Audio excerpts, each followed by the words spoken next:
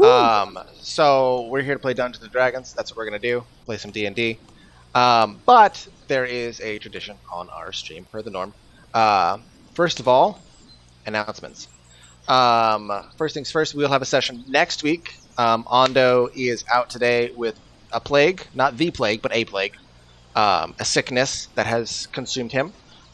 He will be back next week, and that will be the last session that we have before the coming of the Santa Claus for Christmas, the holiday season. We're taking a holiday break to be non-confrontational about that.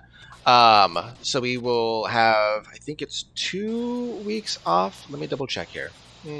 Do my math. Yeah, we'll have 2 weeks off, and we'll pick back up on the 5th, which should be fine for everybody. If anybody has issues, let me know. Fun thing, we have an audio stream now, so you can, when I decide to play like loading screen music, you can hear that, and our audience can hear that, and it's going to be a great time. So that is going now because I'm forgetful on putting that up. That's really loud though. But without further ado, we have a tradition here where we have a recap. So, Percy, if you would do me a favor and tell us what happened last time, I would just love that. What happened last time? I would love to give you a recap. Let me just pull up my handy-dandy notes. Okay. Last session was session 39, which makes sense because it is session 40 today. So we entered the crossroads, the party and Artemis and his two whatevers he brought along. And we show up at the Hunter's Nest, which is just like really the only inn around here and place to sleep. And so he goes in, gets everything arranged. Apparently 2 people have gone missing. So people are a little bit nervous around town. Dice walks in, greets people and whatever. Brent is the innkeeper of the Hunter's Nest, and he's like, yeah, my wife's missing, and so is the shopkeeper's kid. That's concerning.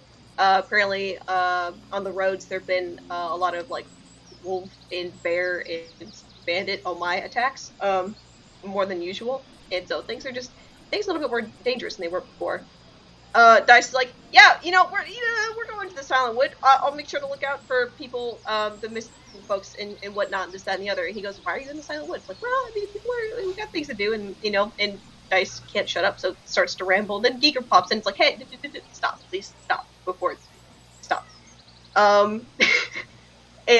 So we have dinner with Artemis and whatnot, kind of pontificating on the journey ahead. Dice excuses himself to go talk to the lady for a bit, looking out the mountains, and asks her if she's seen either of the 2 people missing cross her judgment, seen their souls, and she hasn't. And then Dice just gets the worst stomachache, and the something about these missing people is not right with the lady. She's not happy about it, and it's a bit similar to the same kind of wrongness that Dice felt about Giger when they asked the lady about him, but not the same. At one point, Giger pulls Ondo aside and tells him that the wakizashi that Ondo was given is special. Somehow. No one identified it, so no one really knows how it works, but I guess it's special. It does things. Kick ass with it, Ondo. And Ondo's like, we all need to take a bath. We're all stinky. That was the whole of that conversation. So we're staying upstairs. Ondo goes and does some shopping. There's a place called the Nook, run by I believe it's pronounced Corber, if I'm not mistaken. Beloved DM. He's a well-known man. And he runs kind of like a vaguely like a pawn shop. It's very knick-knacky, and there's lots of stuff everywhere. It's a bit chaotic. He has a daughter named Nahi, and they had a little girl named Runa that was staying with him that's good friends with Nahi. She ran with a bunch of the caravans and did like tarot cards and this, that, and the other. The party has met her before. And so Ondo buys some things and asks about the business, because everything's been dustier and it's a little bit quiet. Business has been slow. They had to shut down the bakery in the back, and it's been real sad. So Giger goes in after Ando and buys, random supplies. And then he's like, "Hey, what happened to the shop?" And he's like, "Yeah, my kid's missing." Now he's been missing for like anywhere from like 2 to 4 days. He's not really sure. Yeah, he will make special pastries just for the party, but only just for the party. And then Giger's like, "Well, where were they last seen?" So supposedly, Eleanor, who's Brent's wife, Runa, and Nahi were all seen on the road to Takerath, because the crossroads is kind of one of these. So they're hanging out over there, and they were gonna go pick flowers, and then no one's seen them since. And he's like, "Hey, if you do see her, let me know. I'd like to have her back home, please." So in the meantime, Dice has had this chat with the lady, and so goes to find Brent later, and first asks him for a diamond because Dice really likes it when people don't die on their adventures, and diamonds are really helpful with that. And the crossroads are a little too poor to have diamonds just kind of like flying around, so that's a bust. And Dice is like, "Hey, so we don't worship the same god, but I talked to my god, and she said that that the missing people they're probably alive. Like something's happened, but like they're probably okay." And Brent's like, "I don't really know what to do with this information. I don't know who your god is. Why are you talking to me about this? I need to process this in my own time." So Dice is like, "I'm so sorry," and just walks away. And so they're sharing a room with Mufuyu, and so it's like, and Dice asks Mufuyu to brush their hair because that's a memory of one of their past lives that they hold very dear to them, and it feels right to kind of like reenact it now that they're near where that person used to live. So it's combing stone hair. It's a little odd. Fun fact. And Dice kind of misses being like a flesh and blood person, but is not anymore. And granted, it's kind of cool. And so everyone kind of goes to bed, and we have a series of several dreams occur, starting with Mufuyu. So Mufuyu, she has this recurring dream of being on this rocky outcropping. The ocean is surrounding her. There's a stranger Komodo that kind of like calls out to her from the distance. And Mufuyu can't quite focus on this person's face. It's everything's a little blurry. And so the person calls, and Mufuyu goes up to them, and they can kind of see that like the ocean's getting a bit choppier. There's a probably really bad storm coming in, and probably should get shelter. So Mufuyu is trying to convince the stranger to go and find shelter with her, and they just kind of hold out their hand and is like, "Just come. You can't hold back the storm. The storm comes whether we're ready or not." So Mufuyu stands up right next to the edge of the cliff, and kind of see the stranger, like probably feminine, has kind of delicate features, but still can't quite focus on what the particulars are. And the stranger says, "You can't stop the storm. You have nowhere to go. What will you do?" And Mufuyu's not really sure what she can do in this moment, because dream, storm, there's nothing around. And then the woman kind of smiles, and then lightning just strikes, and the dream ends. We transition over to Ando, who also has a juicy dream. So Ando, he's where's he going with this? Restart. So yeah, he's his dream. He's on this rocky slope on the other side of this big wall along the mountainside, and he's vaguely stuttering just keeps getting worse. The longer I go, keep doing this. So Ando, he lives in a tribe with other half-orcs in the east, and that's where he last saw them. And supposedly they're on this. He knows that they're on the other side of this wall that he's standing in front of, but he's not really there to go see them. He has this companion, this good friend of his that is they're ready to go for a hunt, and so the companion suggests that there's like mountain lions in the area, and they should go find them. And so they slide down this big hill. It's like a crazy like 67-degree drop. So I'm like, all right, that's casual. So they go and do the thing, and they got their spears and their bows, and so the companion is looking for tracks and whatnot, and so it's a little bit odd because the tracks of the cougar go in one direction, but the game that the cougar would have been hunting is going the opposite direction. They kind of split off, and so Ando decides that they should wait for the cougar to come out, and so they go and wait on this this bit that kind of juts out from the rest of the mountain, and the companion asks Ando what he wants to do after he gets away from the clan. What does he want? And Ando's like, I just want things to be quiet, settle down. I don't want anyone coming after me anymore. And the commander's like, yeah, that'd be nice. That might be nice. Ando feels like the mountains are his home, and they call him home. The companion's not really sure what he wants. Probably something bigger, a bigger purpose, a bigger meeting, probably a different place. And it's they've got a very striking difference between them. And Ando notices that this companion, he always wants to put a mark on the world, and he doesn't really feel that need. And so they're like, and Ando's like, yeah, it's kind of stupid to like hunt for mountain lions for trophies, but he doesn't really mind because he's with his friend and he's spending time with him, so he doesn't really care. And he's like, well, maybe we can hunt for something that's not so stupid one day together. And so the friend sees the cougar come out from down below them and kind of like puts his finger up to his lips, and then that's where his dream cuts off. And then we go to the obligatory "we traumatize Giger once more" section of our sessions. So Giger, same bad time, same bad place, in the fields. He goes first before the dream happens. He goes to the bath because we're all taking baths now. And so he goes and strips down, and so he takes his blade and he cuts the inverted Othala over the left side of his chest, and cleans that and goes to bed.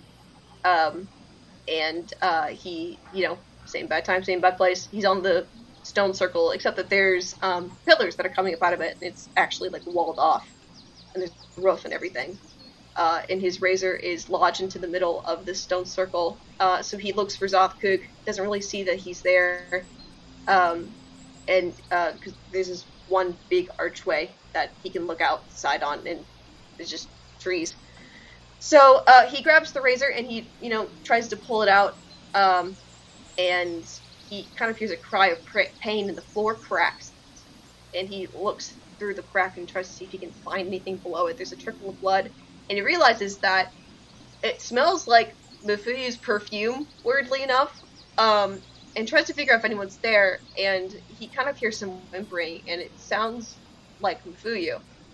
And he has this moment where he's like, oh boy, this is going to be rough. And kind of winces in regret, and so he tries to pull the blade out as fast, as quick as he possibly can, and just a scream of pain, and it's just Mifuyu on the ground with this like giant lethal wound in her gut.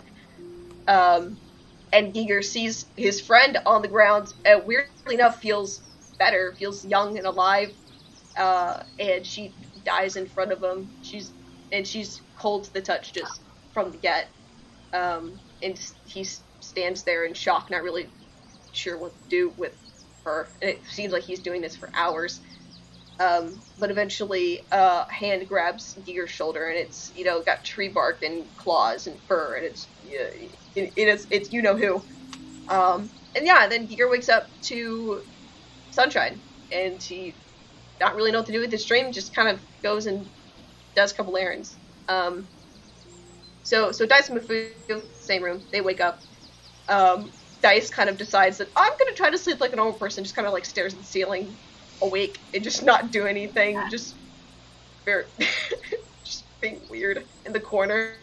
And so Mifuyu wakes up, and they kind of talk about how their nights went. And Mifuyu's like, yeah, I keep having this like reoccurring dream. It just keeps happening to me. Dice is like, I have those too. Is it normal for like people with flesh and blood to have those kind of things, the fleshy people? And they're like, Mifuyu's like, I don't know. People have them. And so she explains her dream to Dice, about the woman on the cliffside, and and she mentions that they kind of started around the time that they met the Krukens.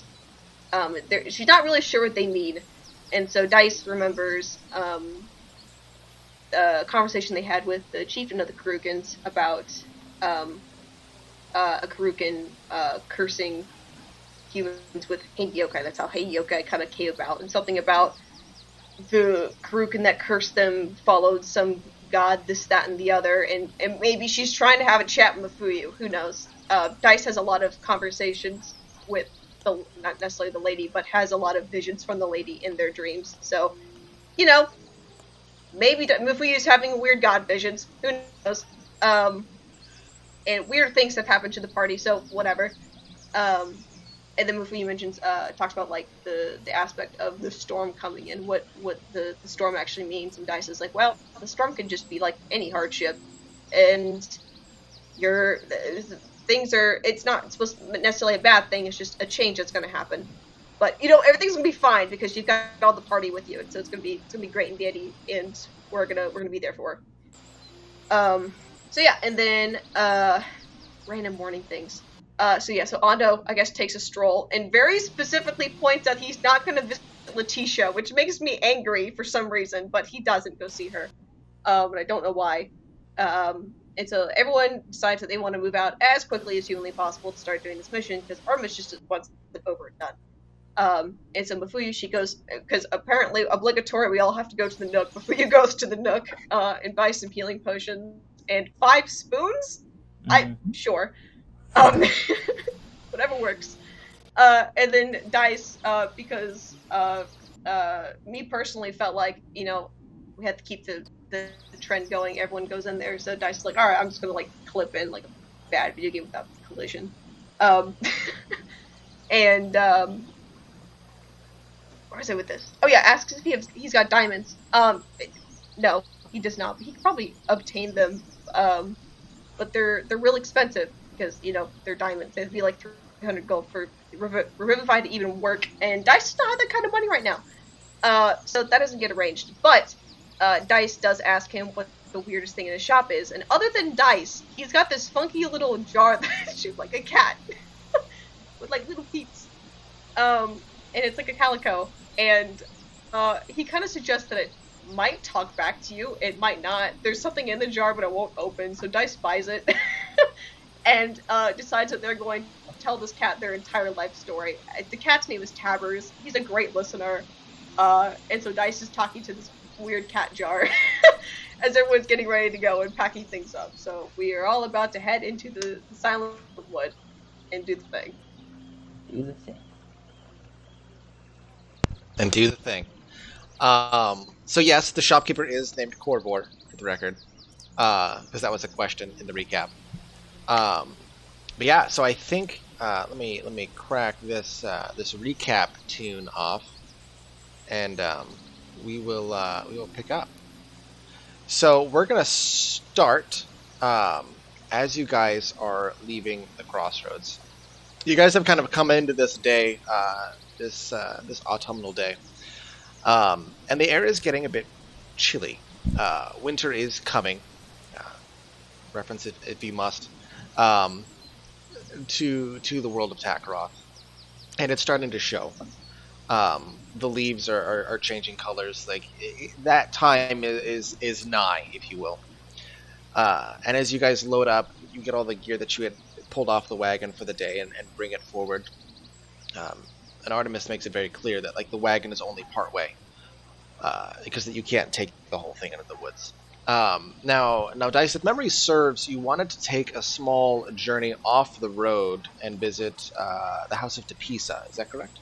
Yes, if Artemis will let me. We're on his timetable, so Dice is going to be like super persistent about it. Yeah.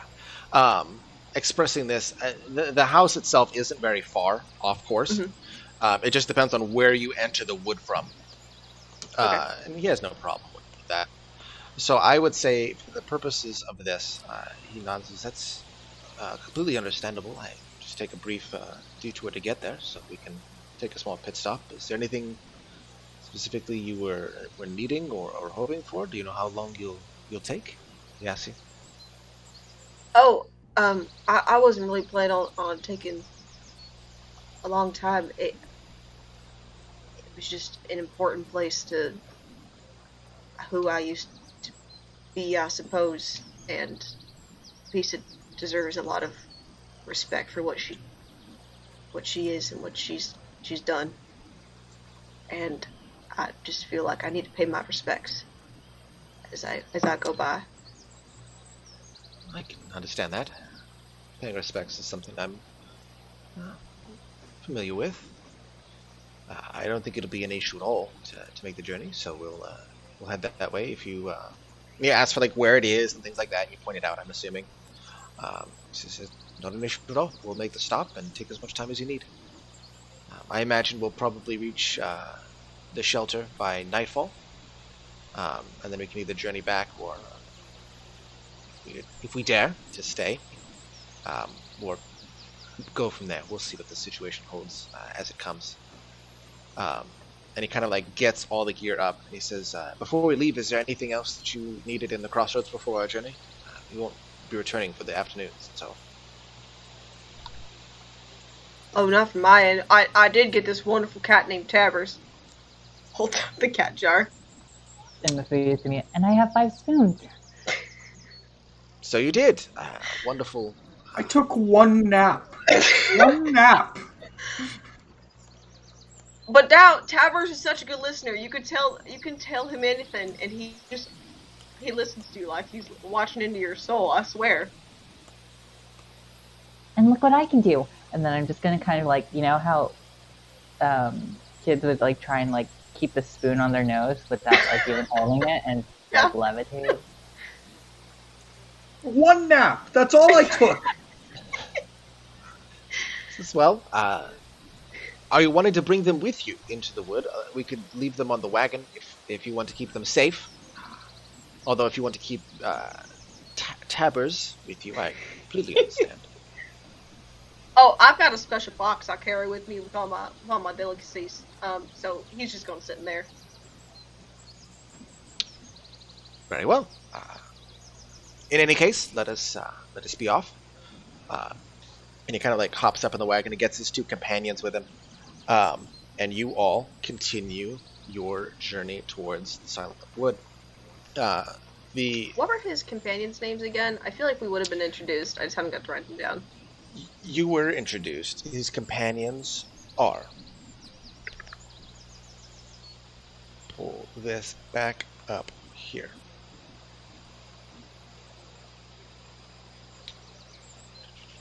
There we go. Eryu Flintmite. It's Eryu Flintmite. Okay. And Burdar Shakal. It's Shekal. It's Burdar. Burdar. One of them is a dwarf. Eryu is a dwarf, and Burdar is a human male. Okay.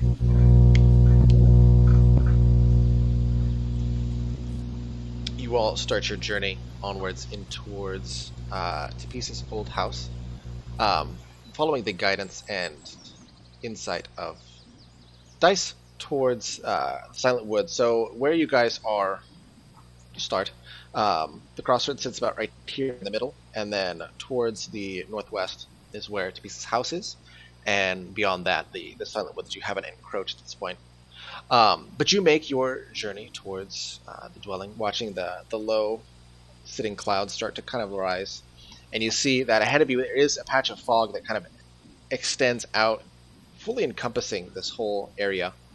But nevertheless, you proceed forward into it, and after about an hour in the carriage, rather, you come across the site of Tapisa's house. We've been here before. For the purposes of the stream, we have not. But this is the remnants of an old house from hundreds of years ago. The party knows at this point that this was shortly after the foundation of the Empire, which would have been about 1,000 years ago. But before the eradication of a species called the Karukans, which the party had met right before the stream started. That was forced underground by the Empire because the Empire feared their martial abilities. From what Dice has been informed of for this house, This is the house of Tapisa, one of Dice's earliest variations, or the earliest, the archetype basically for Dice, that found comfort in one of these Karukans that helped start this whole chain of events that started the war. So from this war, the Rukurans were eventually forced underground. The Empire believed that they were completely destroyed, but it was Tapisa that made the last stand that helped buy the Karukans time to escape. From what they've been told, the Empire then lit the entire field on fire and burned all the Karukans and what soldiers were left with it. From there, Dice's progenitor, if you will, I believe that's the correct term, went and had a confrontation with the Goddess of Fate and convinced them through refusal to back down, essentially, to come back, and has come back in multiple forms before, but always failed to right this one wrong, leaving behind like this desire and a purpose to do something with every instance. What remains of the house is a few standing walls, an arched doorway, and just rubble. But I will pull up the old map, and if there's something that you'd like to do, I would welcome you to.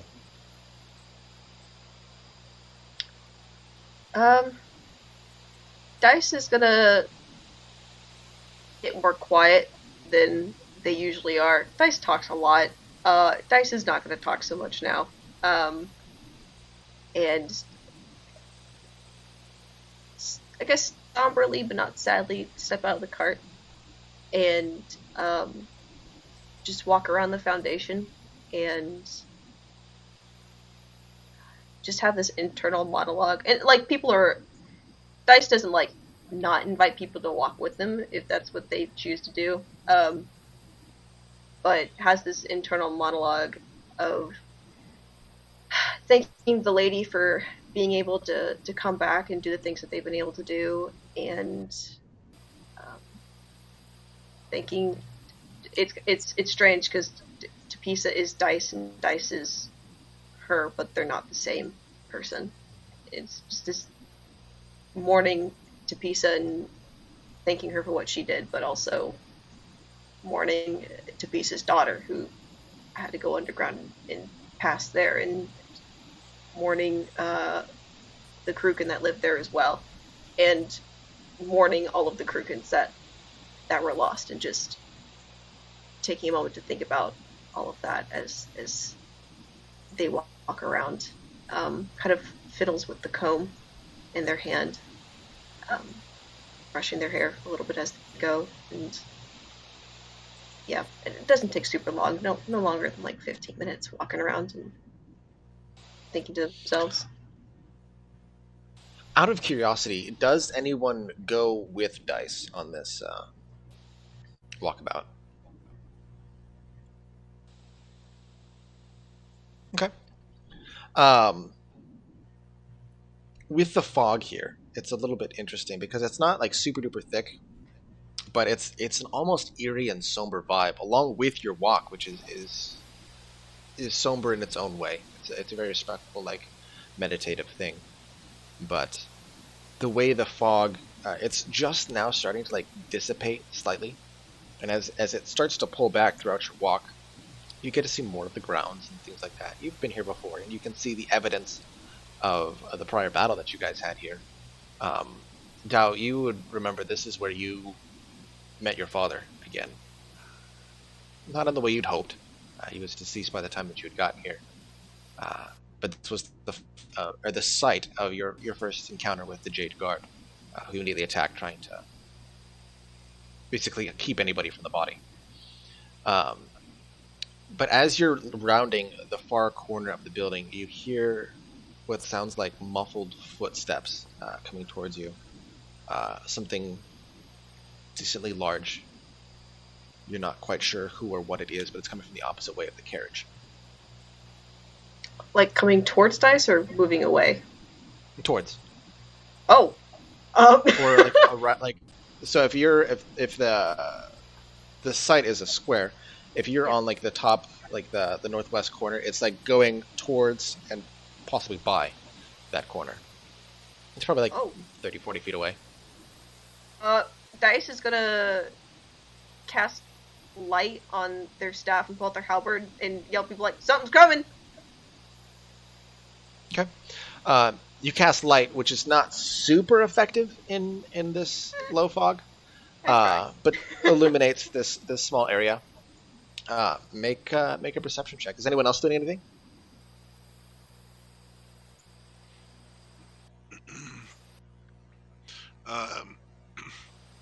Are we by the carriage? Or where are we?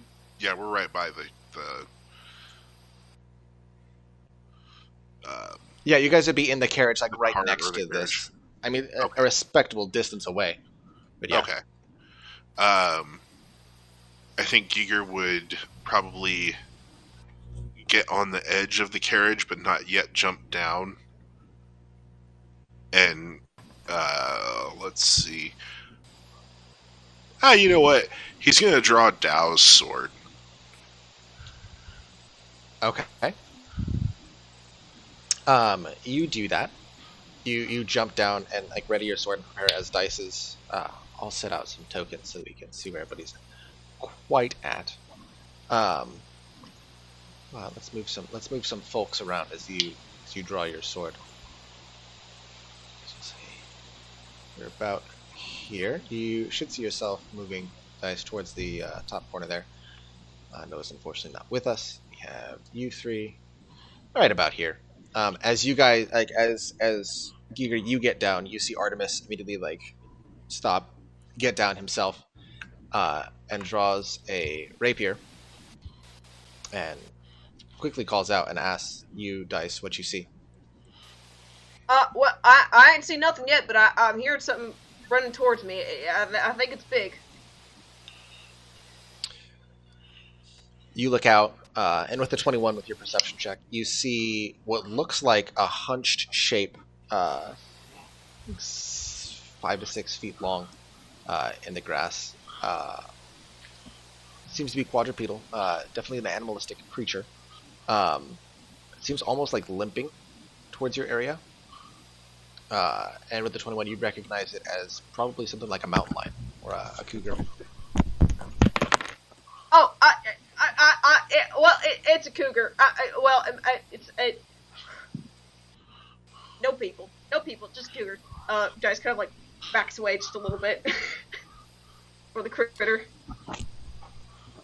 You watch it like take a couple more steps, and it looks almost like it's limping, like one of its legs is injured.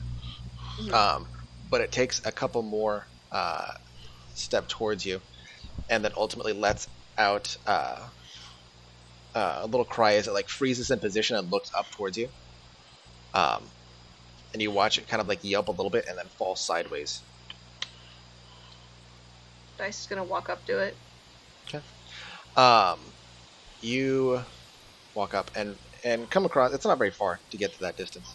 But you come across this creature that's laying on its side right now, kind of breathing shallowly, and watch as it looks like it's got like patches of fur at this point. Like it's been kind of like torn and ripped in places. Mm-hmm. Make a nature check or a medicine check if you'd like to. Okay.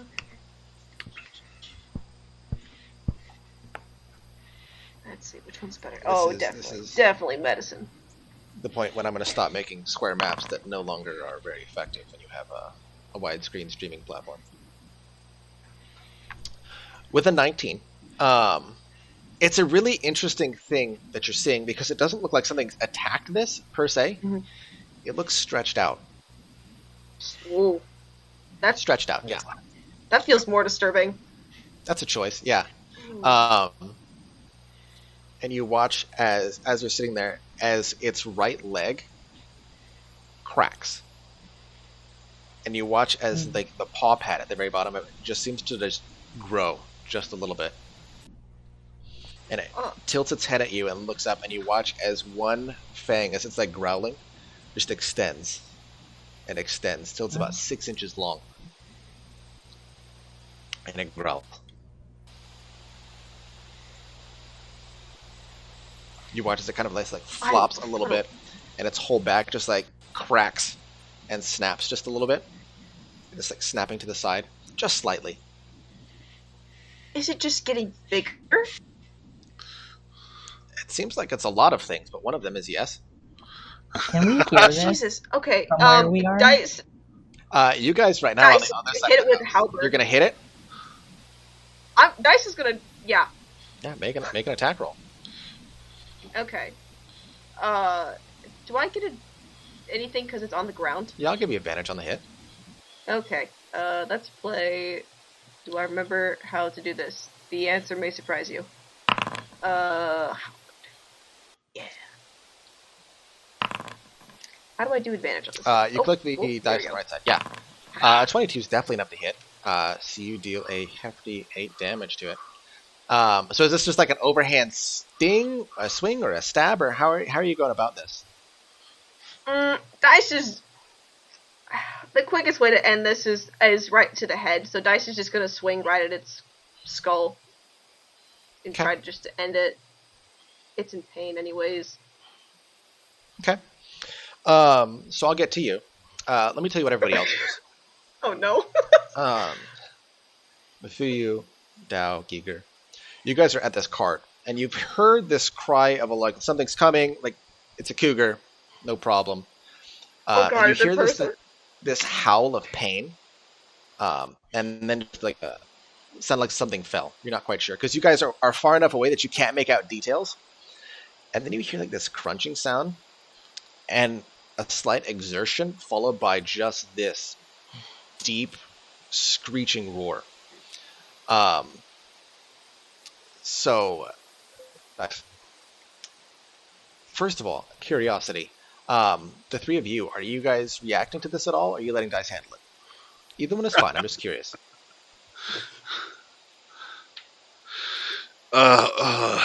Yeah, no, Giger would be running to at this point, I would be jumping off of the cart and Okay. running towards Dice. And Okay. how far away am I from this thing at this point? At this point, you are. Let's get my handy dandy ruler tool out, and we'll find out for you real fast. Sorry. Right now, you are. No, you're good. 90 feet. Do I have line of sight on it at all, or is the ruins in the way? The ruins are actually in the way. If you look at the map, you guys are kind of on the southeast corner. This is on the northwest corner. I'm going to go ahead and move your Gotcha. token just a smidge because we're like right here on the edge of the map. But this what my thing is movement about is. right here. And I'll go ahead and pop that bad boy out there. There we go. Okay. So, Okay. Dice, let's get to you. That's me. Because you were a thing that needs to be gotten to because of this. Yeah. For better or worse. You take your halberd, and your whole thought is, I mean, the lady's all about death. You want to put it out of its misery, right? Right? Yeah. Yeah. Not that Yeah. the lady's all about death, but it looks like it's hurting. You know what I meant. Yeah. You take your halberd and just right on this thing's head. And you feel the head give, and then feel it bounce back, and you watch as the skull cracks a little bit and then forms around it, leaving just this massive dent right here in the head. Oh, I hate it. As it pushes its feet beneath it and starts to stand up with this just massive deformity going all the way down its face like this from where your halberd hit it. And you watch it get low on its front legs, with just its tail and its rear end in the air, and just give a deep growl. And I am going to need you guys to roll an initiative now. Oh. Oh no. So here's what's going to happen. I'm going to just go ahead and put this in here. So whenever you guys are ready, you can roll your initiative. Giger, you were trying to move that way.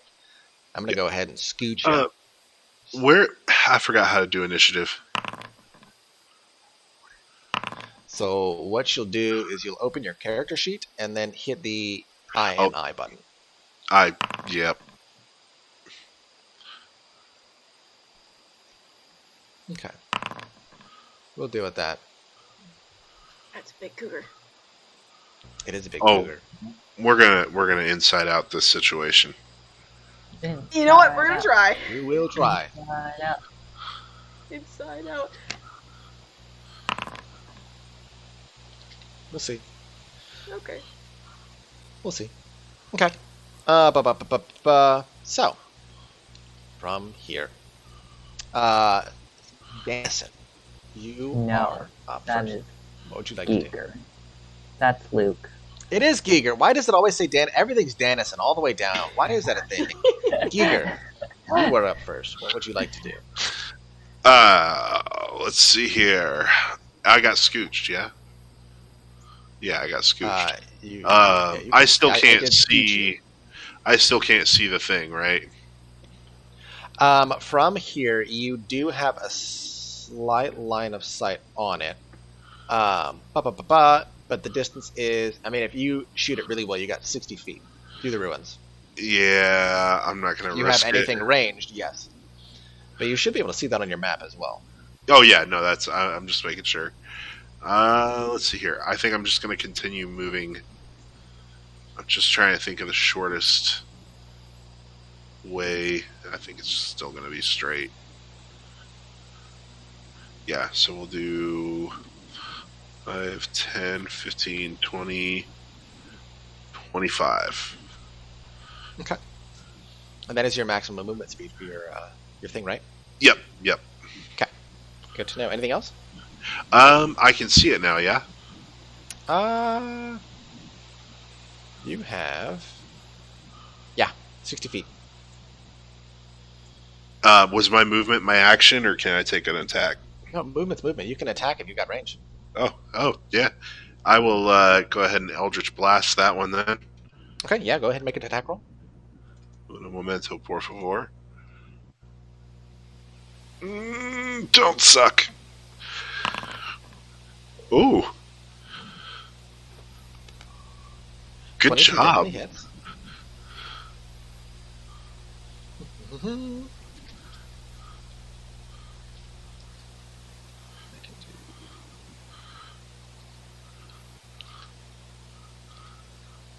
Okay. You stand back and cast the spell and watch as this thing of light streaks toward it, and you watch as it just hits it right in the flank. And you watch this head, which is about this big at this point, just kind of pivots and looks directly at you. You watch as it gets really low and growls. That brings it to Mifuyu. What would you like to do?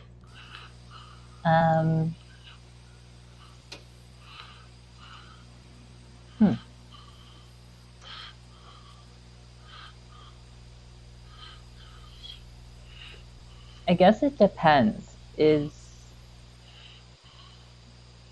like Artemis and companions planning on going? Or Right now, it looks like they're getting ready to defend the cart. Not sure what's going on because it hasn't really been communicated what's actually attacking, other than a cougar that sounds a little spicy. So they are willing and ready to, but right now they're just defending the cart. Gotcha. Okay. I believe I am going to head towards the direction of the dice and said monster. Okay. And how far can I move with dash? Dash will double your movement speed. So I believe if your movement speed is 30, you should be able to go 60. Yeah, it'll kind of bring me to... Yeah. Or, sorry, that's... You have your ruler, so like it's still, you have to click the little Oh box yeah, icon. no, I was just seeing where exactly I can move to.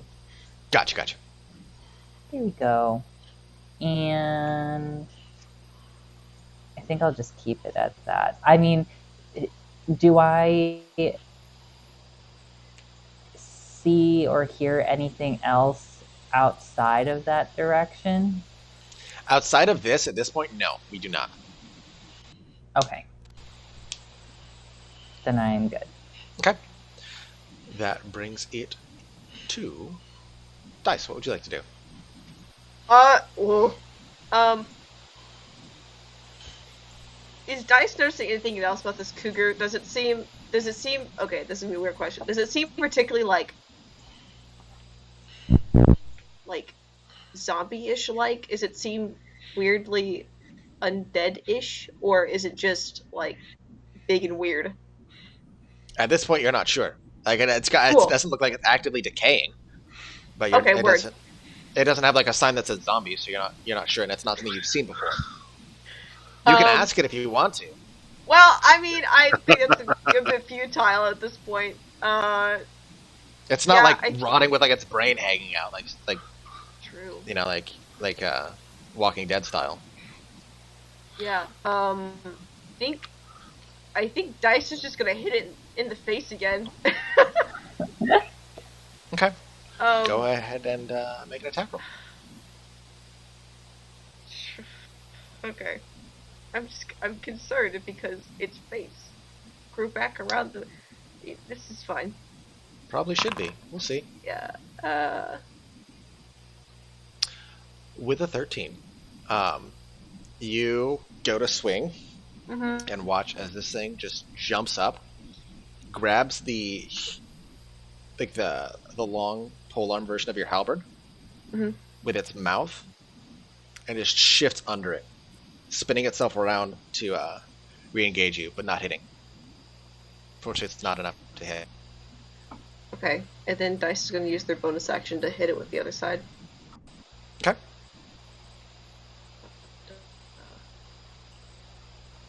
20 is enough to hit for 6 damage. Boom. You watching it like grab the other end of your halberd, you just follow through the action, just try to bop it right across the cheek with the back end of it, just a blunt tip, and deal a small portion of damage. Anything else? Does it seem like it's actually affected by this, or does it just like whatever? I mean, you're hitting it. Yeah. It seems like it's doing damage, but it's not exactly it's not announcing that it's injured. It's not grievously wounded. That's fair. Dice is gonna yell behind them. Y'all, this is a big old cougar. I'm gonna need help with this. And that'll be move anywhere. Oh, I think Dice is gonna just shift like 5 feet this way. And that'll be the end of their turn. Okay. That brings it to down. What would you like to do? I'll draw my sword. I'll put a hand up to Artemis and the crew and say, stay with the caravan, just in case this is some sort of trick.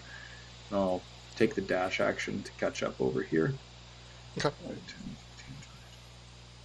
Artemis and his posse just kind of nod. I believe I can move here if I'm dashing. That does take your action, though. Yep. And that's my turn. Okay. That brings you up there. You guys do have vision on this thing now, so you can see exactly where it's at. Let's move the map down just a little bit. That should get us all in there. And I apologize for those that are watching. I've got to navigate 3 different windows and coordinate everything to make sure everybody sees everything. So I apologize for any lag time with seeing the map. But that brings it to Fluffy. Great. Fluffy. I love Fluffy. I'm so sure you this entity looks at you.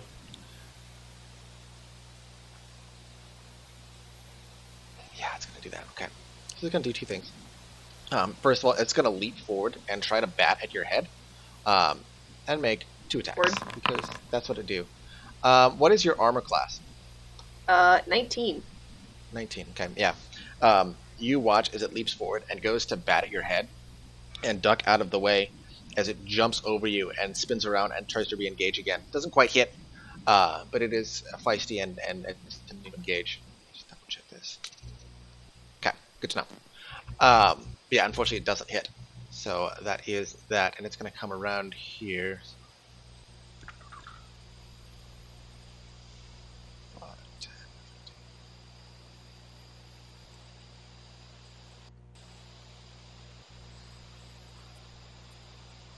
there. And yeah, that'll be that. That is its turn. That brings it to that. Who's going to stay back here with the cart? What if I have a little token for a cart? Let me put a little cart token out here. Yeah, not quite. Okay.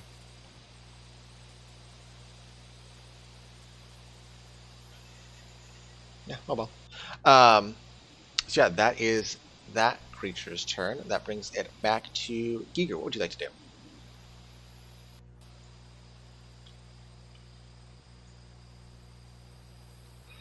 That is an excellent question. Tis. It seems that the thing has backed off. I think, let's see here. Dow and Mafuyu are right next to me, yeah? Yeah. Yeah, they are. Alright. Dow with me, Mafuyu. Stay behind in case we need someone to signal for the men at the cart.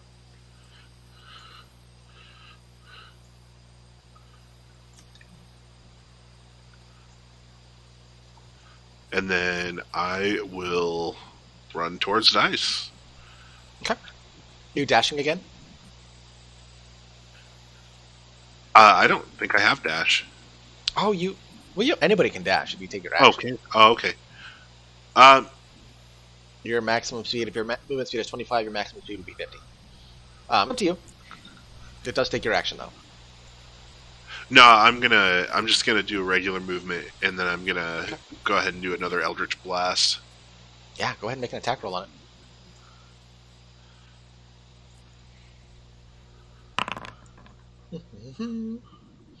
I'll probably have those of you that are rolling privately to me make that public, just because my rolls are private, but the stream can't see any of anybody else's rolls. But Does it not roll on mine? Did it not show? no, where it has your little roll icon, where it says blind GM roll. That's a blind roll to me. Make it a public roll if you could, please. I believe I have Giger and Dow and Mafuyu all rolling blind to me. Unfortunately, 12 is not quite enough to hit. You watch as this burst of energy comes for it, and you see that it catches it out of the corner of its eye and backs off just enough to watch that go right past it. And that turns into you again, and snarls, kind of like backing up, taking a defensive position against both you and Dice. Anything else? I will give it a rude gesture. Okay, yeah, you rudely gesture. It seems unaffected.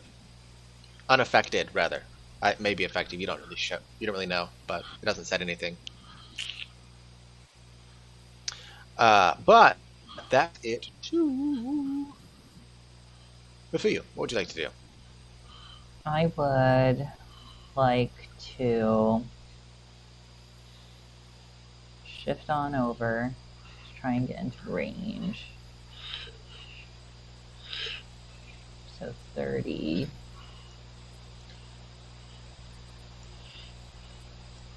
That was about here.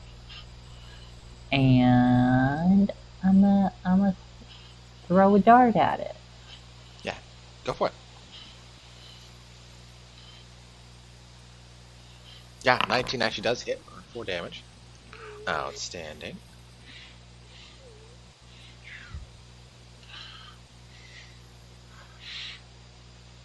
Okay. You throw your dart and watch as it pricks into the side. And you watch it give a little yelp. It's not quite a roar. As it just ripples and gets in the defensive position against all of you now. Trying to like back up in towards the tree line. Anything else? I think I am good. Okay. Fantastic. That's going to bring us to Dice. What would you like to do? Dice, jeez. It still in front of it, slightly comforted now that they see their friends. Dice is gonna hold up their halberd. I mean, you seem kind of smart to me, but I don't know if you use intelligent or not. You're scaring the pebbles out of me. If you're smart, at least say something about it so I don't kill you, and then proceeds to hit it with the halberd again. Okay. It doesn't say anything about it, as far as you can tell. Does it I guess before that, does it seem like it's moving with any sort of intelligence, or is it just acting like a regular cougar? I mean, you're not really sure, but if you'd like to spend your turn doing an insight check, you could.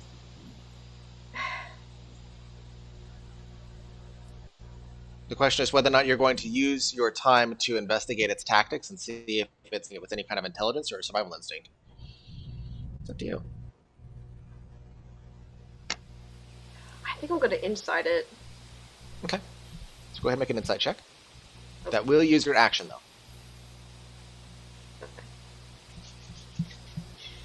Insight.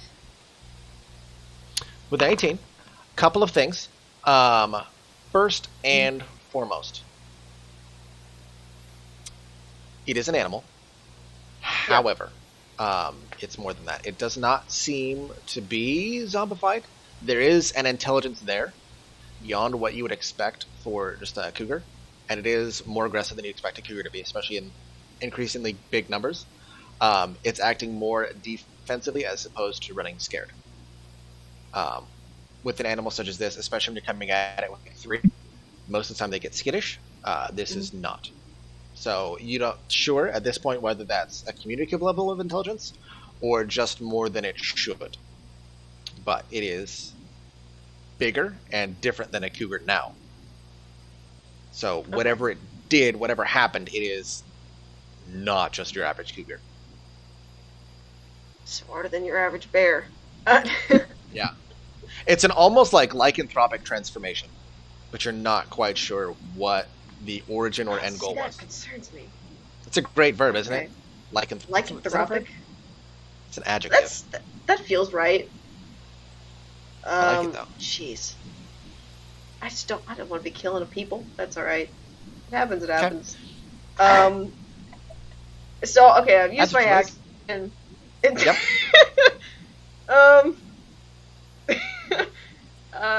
Okay, I've used my action. I don't know, vulnerable, I did bonus action.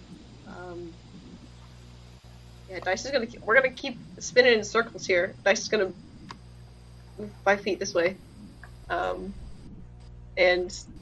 end their turn there. Okay.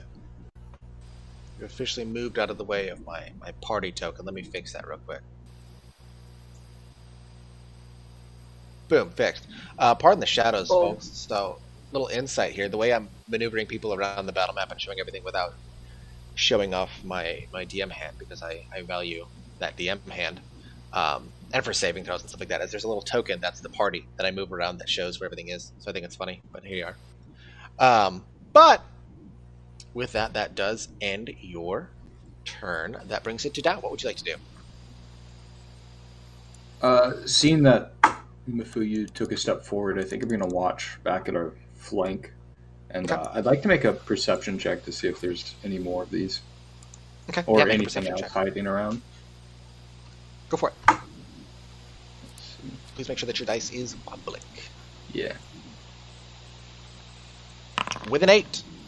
Doesn't look like it. Cool. Guys, I mean, it's so honestly safe. it's a little foggy too, so super safe. Honestly, what could even see you in the fog? Guys, we're so safe right now. I believe So it. And safe. that's my turn. Yeah. So tell you what's going to happen. That does bring it back to the bottom of the initiative, because we all know that if I'm trying to do something, it's not going to work. It's going to disengage.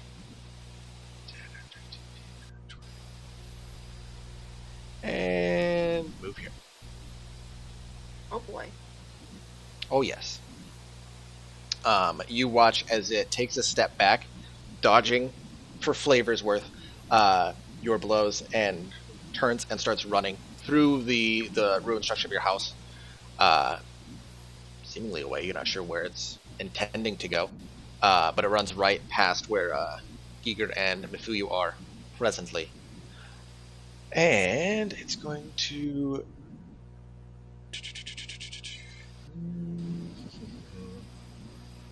That'll be it.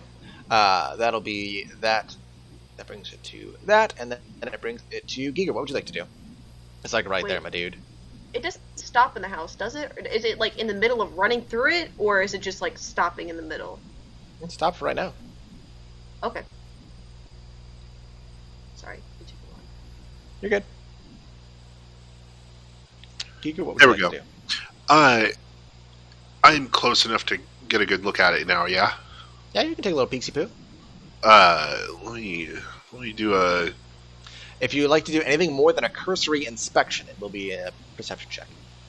That I will do. Okay, so you want to use your action to do that? Yes. Okay. I'm gonna actually follow Dice's roll or idea on that. Okay. So I thought that was clever. Did I not do that? I didn't It do should that be a the right way. public roll. Sorry. So don't. It's okay. Just go ahead and fix that for the next roll. With a 14, it's like I'm trying to just figure out the best way to describe this for you guys. So if you take a cougar or a mountain lion, I think they're the same thing. Pretty sure they're the Yeah. same thing. So this has been like lengthened and stretched, and like the muscle bulked up. It's basically like a hulked out cougar. But the way it looks, the insides got bigger, the outside did not. So where it was too big to fit in its skin, it's torn, and that's just hanging right now.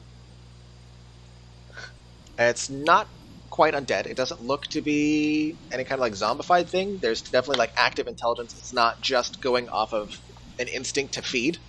But it is very large. It is probably standing about 5 feet tall at the top of the head when it's fully up. It's about 7 to 8 feet long at this point. Probably going around 9. I mean, with the tail, probably looking at 10. Depending on where it's swishing. But yeah, anything else you'd like to do?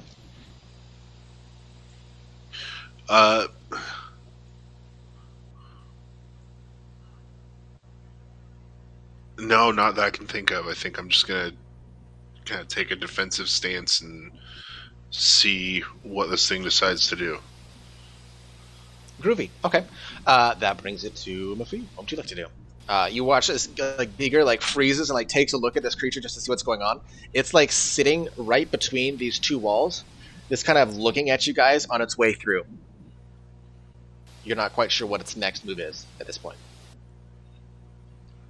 And it's not like, does it look like it's in pain from all of that? Or It's not like actively wincing. You can tell that it's got some injuries, and like there's the buckling, like I said, where Dice's first hit landed while it was still in the process of like growing and changing. But as far as like limping or anything like that, not anymore.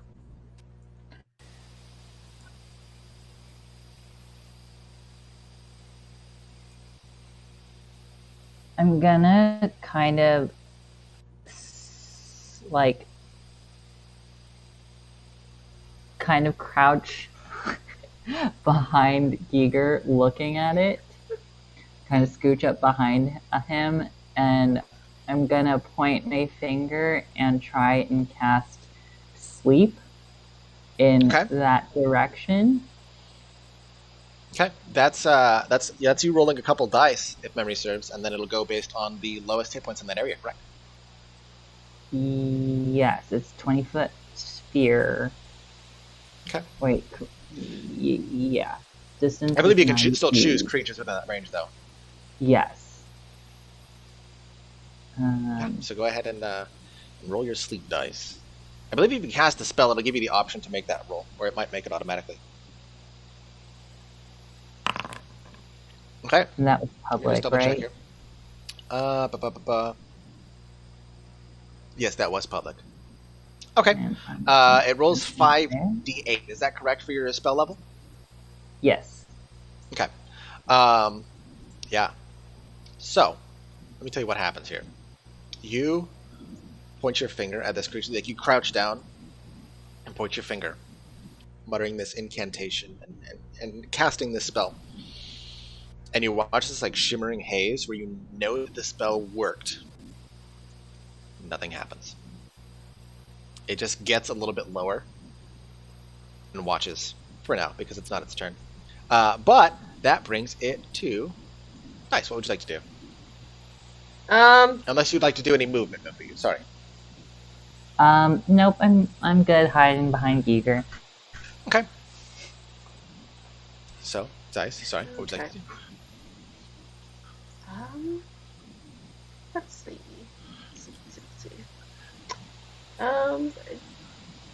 Dice is gonna move. 5, 10, 30. This way. So that's all 30 of their movement. And then they're gonna shoot it in the butt with the Sacred Flame. Okay, Which that's a dexterity save. On your part. Do I have to cast that, or you got it? Because if you cast a spell, it'll go to the tabletop, and then I can automatically roll the save that way.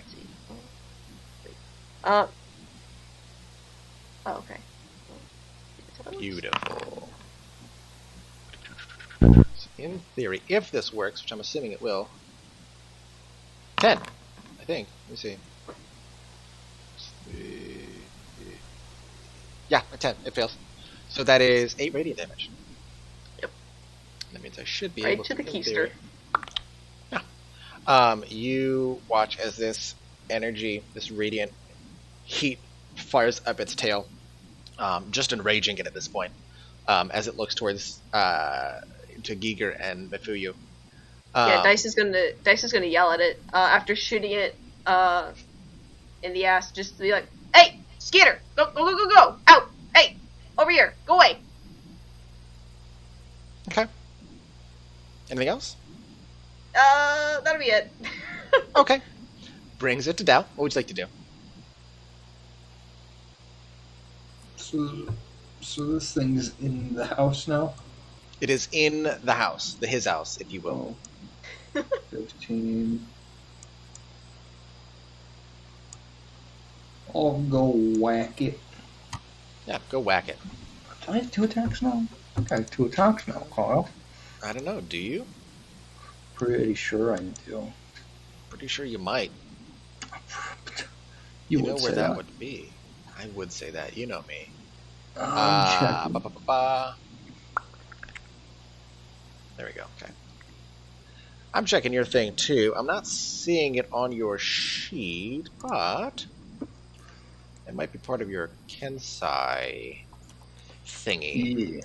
Yeah.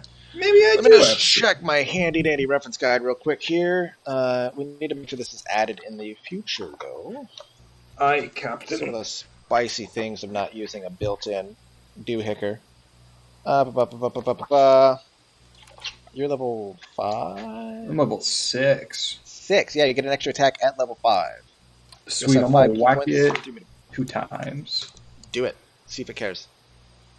It will care. I hope because it you're gonna hit it. doesn't.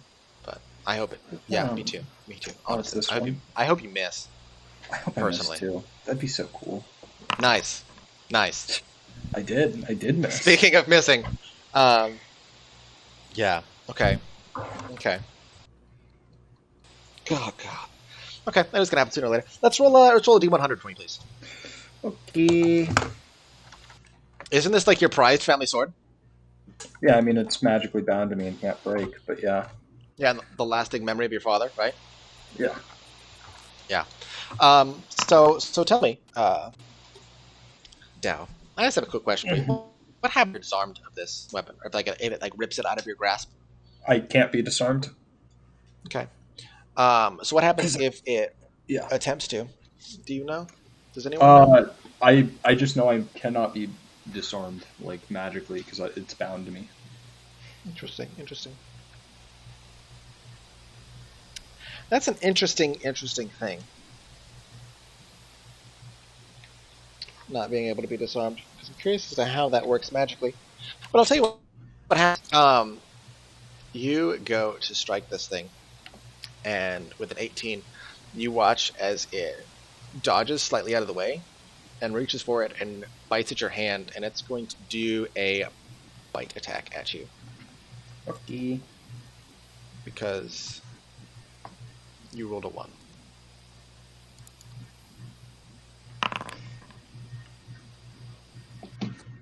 Okay. So, You go to strike at it, and it jumps to the side, dodging a blade, but lunges forward and bites at your hand for 12 damage. Alright, and I'll do my second attack after I take my damage. Do it. There we go.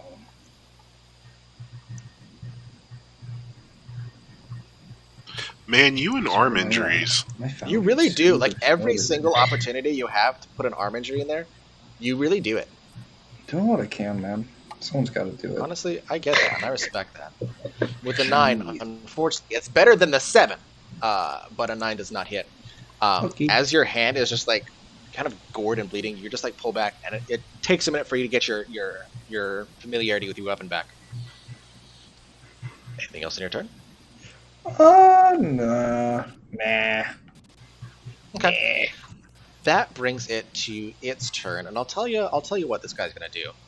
See, what happened was this tasty little critter has seen two entities that are both 3 foot, and then crouching behind a 3 foot thing, and it's going to lunge at those. So it's gonna move 5 to the side, right about here. Here, thank you. Still just barely staying in that range with you. And rotating, and it's gonna see how many is that. Not quite enough there, but it's gonna make a bite and a scratch attack at Giger.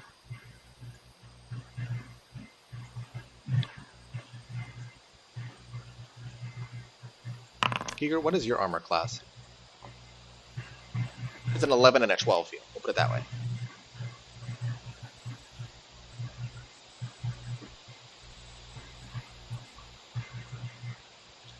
You're muted, you're my muted, dude. my dude.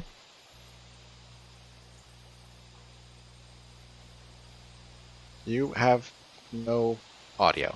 You are muted, my guy. Okay. There we go. There you go. Okay. Sorry. Okay, so I have a 13 for armor class.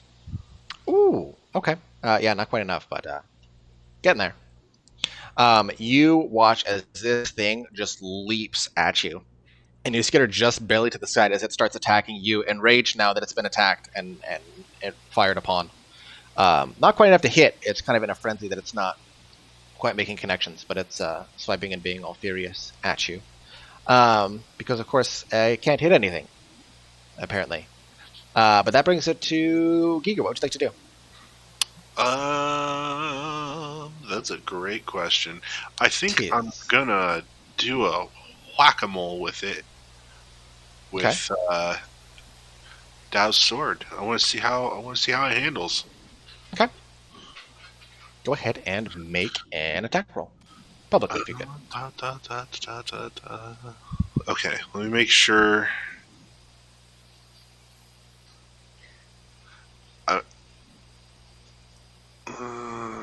I'm trying to see how, because usually I just click it and it does the thing. It's the little thing right up.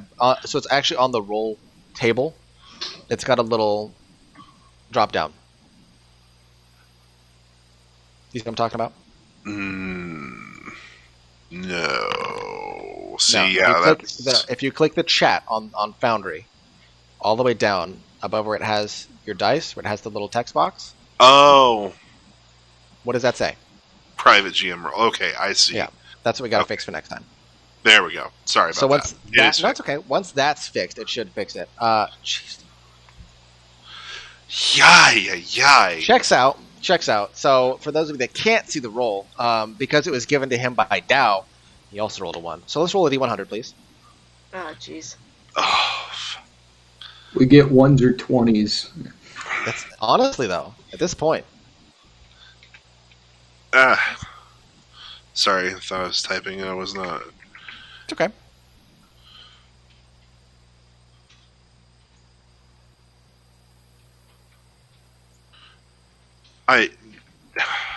You're gonna kill me. It should be /roll space 1D100. Oh, there we go. 5. Nice. Okay. So with a 5, it lunges forward when you go to strike at it, the same way it did towards Dao, but Dao was just a little bit quicker with his blade. grabs the edge of your sword in its teeth and rips it out of your hands, and is going to take your sword for right now. So you still have the weapons, but right now it has your sword in its mouth, him's mouth, if you will. Anything else in your turn, though? I think he's chatting with somebody right now. Sorry. Oh wait, was that my turn or was that its turn? No, that was your turn, my dude. Oh, that was my turn. Oh yeah, no, because I completely bungled that. You rolled a solid one, Solid. Just a and solid. then rolled like 95% lower than anything worthwhile for a D100 roll. No, yeah, I think that will pretty much effectively end my turn there. Okay. That brings it to Mafuyu. What would you like to do?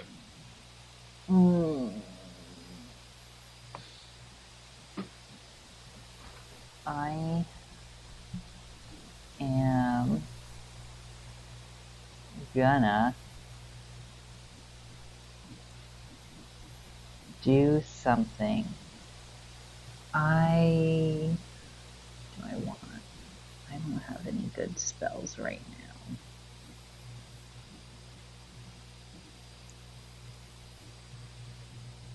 Oh.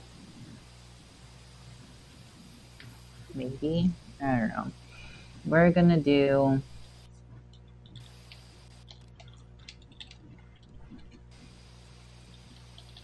We're gonna gracefully attack it with a battle fan.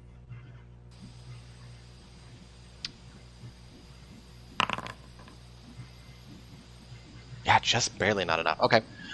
You watch as it bears down on Giger, and as Giger tries to retaliate and swipes at its sword, it just grabs it and yanks it out of its hand. Go to swipe at it with your fan, and watch as it skitters and sidesteps just nimbly to the side and just barely misses. Dang it.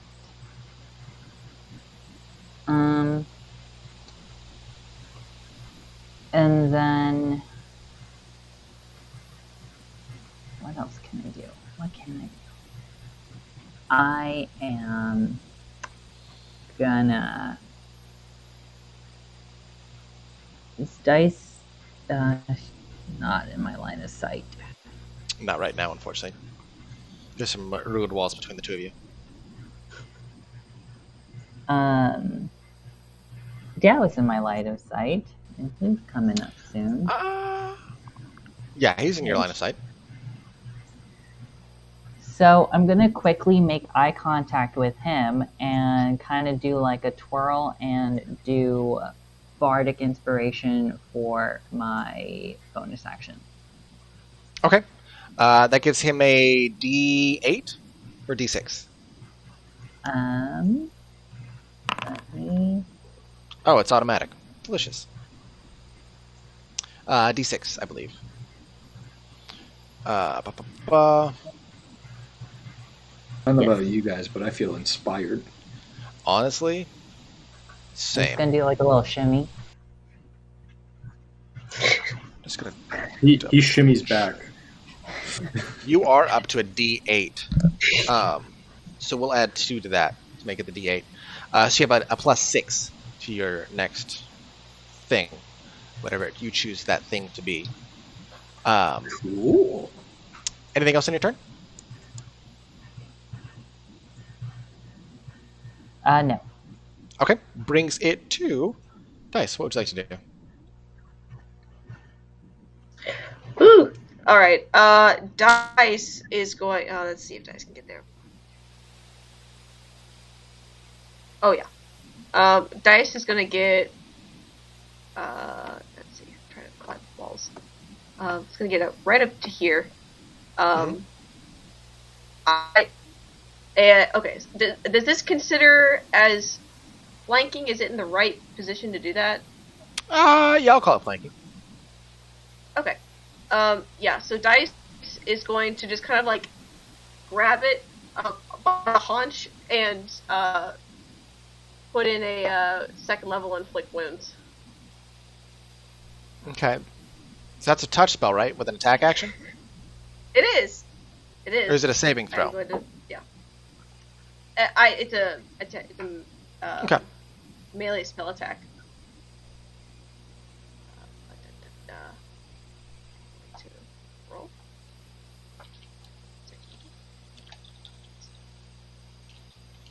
And I get advantage.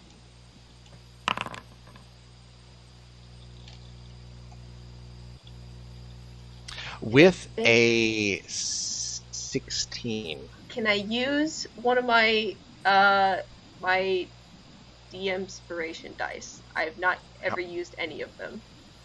Okay, how many do you have? I have 4. Okay, you can certainly do that. Go ahead and roll for it. I just that's Slash roll space 1d6. beautiful. Okay. With a 4, upgrades your roll to a 20, which does hit. You put your hand on it and watch this energy course through it, which, when you've previously had this fight, just completely obliterated this thing. You watch as this energy courses through it, and it takes heavy damage, and stops what it's doing, and turns its attention towards you. Yeah, kind of in the same vein as the wolf fight, just kind of like almost like halfway tries to get on top of it as it's doing like the inflict wounds, and just kind of like ha. Just the thing. Dice doesn't know what they're doing. It's a good hit. It's a half the amount of damage. Anything else in your turn? That'll I kind of give Mufuyu and Giger a look like you need to scoot. And that'll be my turn. I will stay there. Okay. That brings it to Dow. What would you like to do? I'm gonna move over here. Okay. Hold on. All right. I believe I am flanking with the captain, You are. and I will whack him. Gosh, I'm sorry. Foundry is just super slow for me today. It's okay. Let's see. Where is it? Where's One on my my whack tabletop. ability? Where's my whack ability? Where's my whacking stick?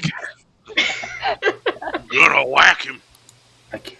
I'm trying to roll this with advantage. I might just have to If roll you that. Like, roll it, and then if you look on the right side, you're the right. little, I add little the dice little icon. plus. This There you also go. has +6 from Mafuyu, so that's a 20 total. Is it the inspiration that Mafuyu It just gave me? is. So that deals, if memory serves, that deals Yeah, 7 damage. no, that would Yeah. be 7 slashing damage, Your Honor. You take your sword and cut at it. As it's turning its attention towards Dice, you watch this pivot of the body and go and just cut towards its head. Kind of along the same vein where Dice has initially made their initial attack. Go ahead. Yeah, so I Dow flips over it with an expert slash across its back as he lands next to Dice, nods to Dice, and then attacks it again. I'm gonna whack it. Yeah, oh, that definitely hits again. there's a big whack. I do have advantage. Let's see if I get a nat 20. I don't get a nat 20, Kyle. Okay. You don't, but it's okay, because we can't all I have did nat what I 20s, could. can we? Go No, ahead and we remove can't. that. And that's my 2 whacks. That's your turn? Okay. Yeah. That brings it to its turn. Now, what it's going to do is whack, and it's going to do 2 attacks. One on Dow and one on Dice, because they're right in front of it. So we have, for Dow, a 15, and for Dice, a 10, because it literally is not rolling higher than a 7. 15 will not hit Dow. Okay. Good to know. That's not a good place for it to be. It's going to move forward right here. And that's about as far as it can get. Turn to face this way. And that is going to be its turn for right now. That brings it to... Does that make it leave engagement with Dice? No, it does not. Oh, I see. It's on the Size corner. large. Never mind. Yep, I see it. Brings it to Giger. What do you like to do? unmute first of all. Good I start. think in this case, Giger would then go ahead and draw the razor and go ahead and do a whack-a-mole. Yeah, go ahead and make an attack roll.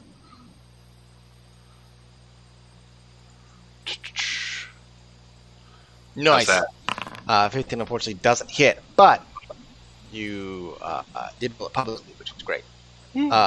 You go ahead and try to swing at it and watch as it like skeets out of position. Just like at this point, trying to like circle around and get back behind it in a more advantageous position for it. Seeing that the battle is not going quite the way it wants it to. Anything else?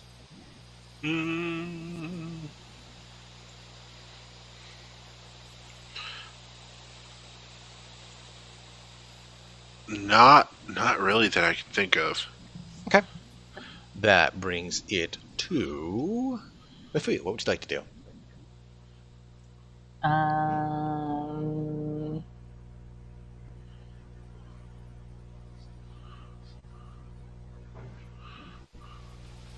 We are going to. We're gonna attack it with a fan again. Do it. Yeah, that definitely hits. You like watch as it like skeets out of the way of Giger, putting it right into the position for you. Just do a nice side swipe on it with your fan. Doing some damage. Yay! Before he goes, bad kitty. Just like a little Bad tap on kitty. the butt, like paper cut. Listen, Yeah. every paper cut, death by 1,000 paper cuts. I get it. Honestly, it's a good strategy, especially for something like this. It's the little things, you know. But it's a good hit. You did hit, so that's the most important part. Anything else?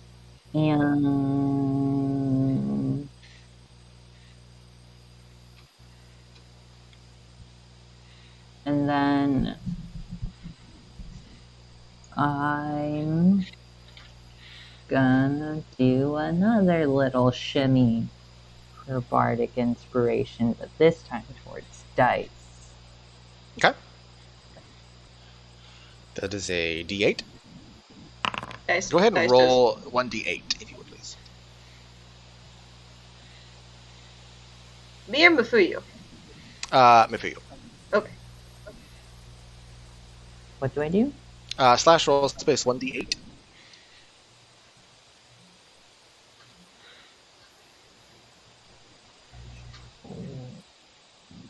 Neat. Okay, so you have a +4 to whatever you'd like to use it in. Dice when your turn gets there. Excellent. And I didn't mean to cut you off there. So if you had a thing that you were trying to do, then by all means. Nope, I'm good. Okay, that brings it to Dice. What would you like to do? Dice blushes a little as Mafuyu does her little shimmy and just like, okay, and then hits it again with a halberd, with their mighty blow. Let's see. 21 definitely hits for Yep. 11 damage plus some stuff. It's still going to hit either way. Yeah, and then Dice will use their bonus action to swipe again. Okay. Now, is it a reduced damage with the back end of the staff? Let's check that one. Because I think that's a D6 instead of a D10, if memory serves. Master. It's Polearm Master, right? Yep. Let me take a yeah. little. D4. I will roll D4. that. Yep. Yeah. If we could please. Does it get any buffs or anything like that, or straight D4? I believe it's just straight D4. Let's see. Okay. Just attack.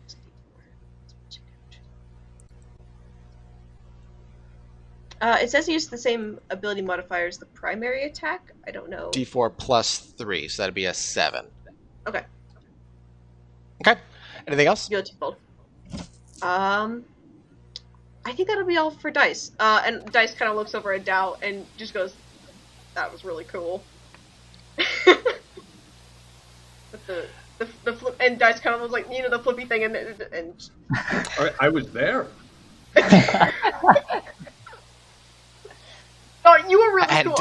Oh. Down, that does bring it to you. What would you like to do in retaliation for this flustering moment for you?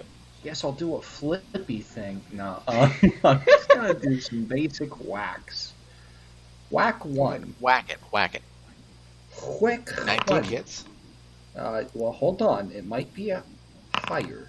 Does Okay. 25 hit? Well, now that No. a 19 hit, no. You've Oh. got to hit right at that level. It's plus or minus 2, otherwise it doesn't hit. It's too good. Oh, I see. And then for my next attack. Hold on. 23 does. Okay. I'll do 17 total damage, Your Honor. Yeah, you take your sword and just start carving into this thing, watching as it just gets more and more bloodied and drained from this fight. Bite me again. Bite me again. Anything else? No, that will be the end of my turn, and all turns, actually. It looks at you and says, well, if you're offering, and instead of biting you, is going to disengage again. Oh. And zoot over here. Question. Because, yes, dear. Is it just to disengage from one person's or all persons? I believe it's going to be all persons. Let me double check the read, not disengage. I believe it is also all persons. Otherwise, let me tell you what, gang fights, problem. But I will double check just to be clear. For the rest of the turn, it's total. Word. So it's just going to disengage and zoot over there. You just watch as it just pounds pavement, or pounds, I guess, field, over yonder. And that is it's going to do for its turn. And that brings it to Giga. What would you like to do? Well, that is an excellent question, Your Honor, and I would love to answer it. Does it still have my sword? No, I'm not going to make it keep your sword. It probably dropped it like. I will say for the purposes of this, like it probably dropped it like right here. It's a one annoyance, not you don't get it back. It doesn't like, eat your sword and consume it. So you can spend your action to like grab it and reclaim your sword. Yeah, I'll do that. Okay. You use your full action to do it? Yeah. Okay. Yeah. You sheath the razor, grab the Dao's old sword, and you have reacquired that. Anything else? I think I'll look to Dao. Is this something that you recognize? Nope. Should we follow it? Maybe. There might be more of it, and if it alerts others, that would be bad for us. Then pursue we shall. I would say if it clears off into the tree line too far, though, we don't want to abandon Artemis. True. So, chase it to an extent. Do our best to kill it. I'm seeing where you're at here.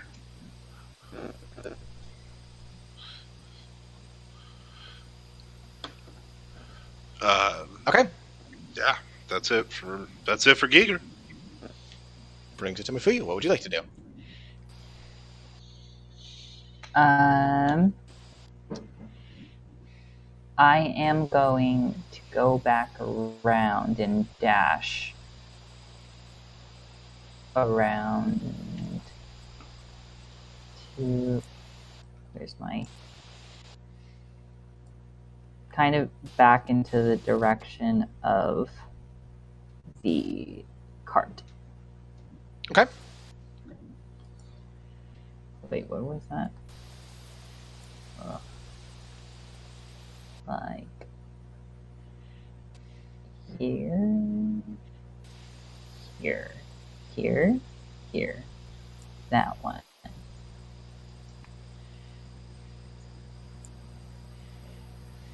Or not. Ugh.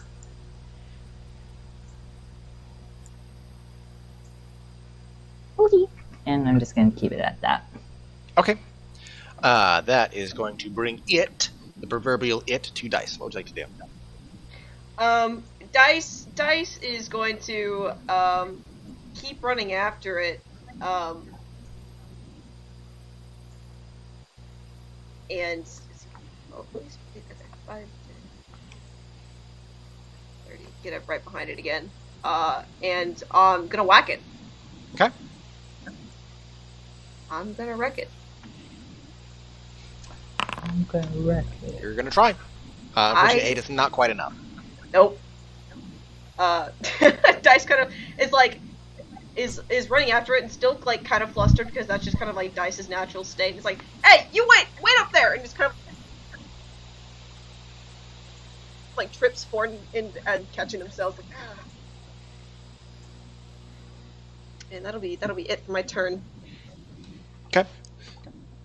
That brings. Oh wait, it... I can still use. Wait, yeah, I can use my bonus action to hit it again. I forgot. You can try. I can certainly try. I'm so sorry. I forgot I could do that. Okay. I will roll the d4 if this doesn't hit it. No, it does not. All right, never mind. Unfortunately not. Brings it to down. What would you like to do? Guess who can Question. also get up to it?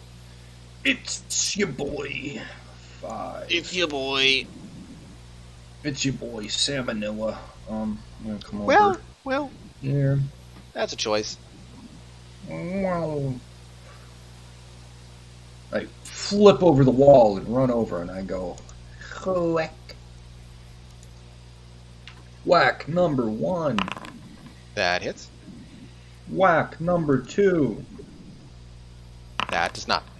I was gonna add an inspiration. Okay. I have 2. From the DM inspirations? Yes, from inspirations Okay. you have given us, sir. Okay. I was gonna do that before you told me the. Well, it's pretty clear what doesn't hit this point, so it's kind of Yeah. counterintuitive. So, I'm by all just means. gonna roll. Okay. Would you like to use another? Or would you like to hold? Stay or hold? I'll hold. Check. Okay. Unfortunately, 15 doesn't hit. I had an extra inspiration, but I don't want to use all of it. Yeah. This thing's not that important. Well, we'll see. Anything else? No, Your Honor. Okay. Ba-ba-ba-ba. Ba-da-ba-ba-ba. Now it's turn. Okay. So it's going to do that. It is going to move, so I'd like a attack of opportunity from Dice and Dow, please. Cool. And I'm gonna add my +4 Mafuyu inspiration to that. Okay. Ignore that first one. Okay. Because I misclicked due to lag. Okay. This one and this one. Okay. You do that, and it's going to go 5, 10, 15, 20. Right here. Ooh, he's speedy. Yeah, he does. He does what he do. And he's going to do this. Mafuyu, what is your armor class? More importantly, how does a 15 feel? 15 feels bad to the touch. Okay. So that hits.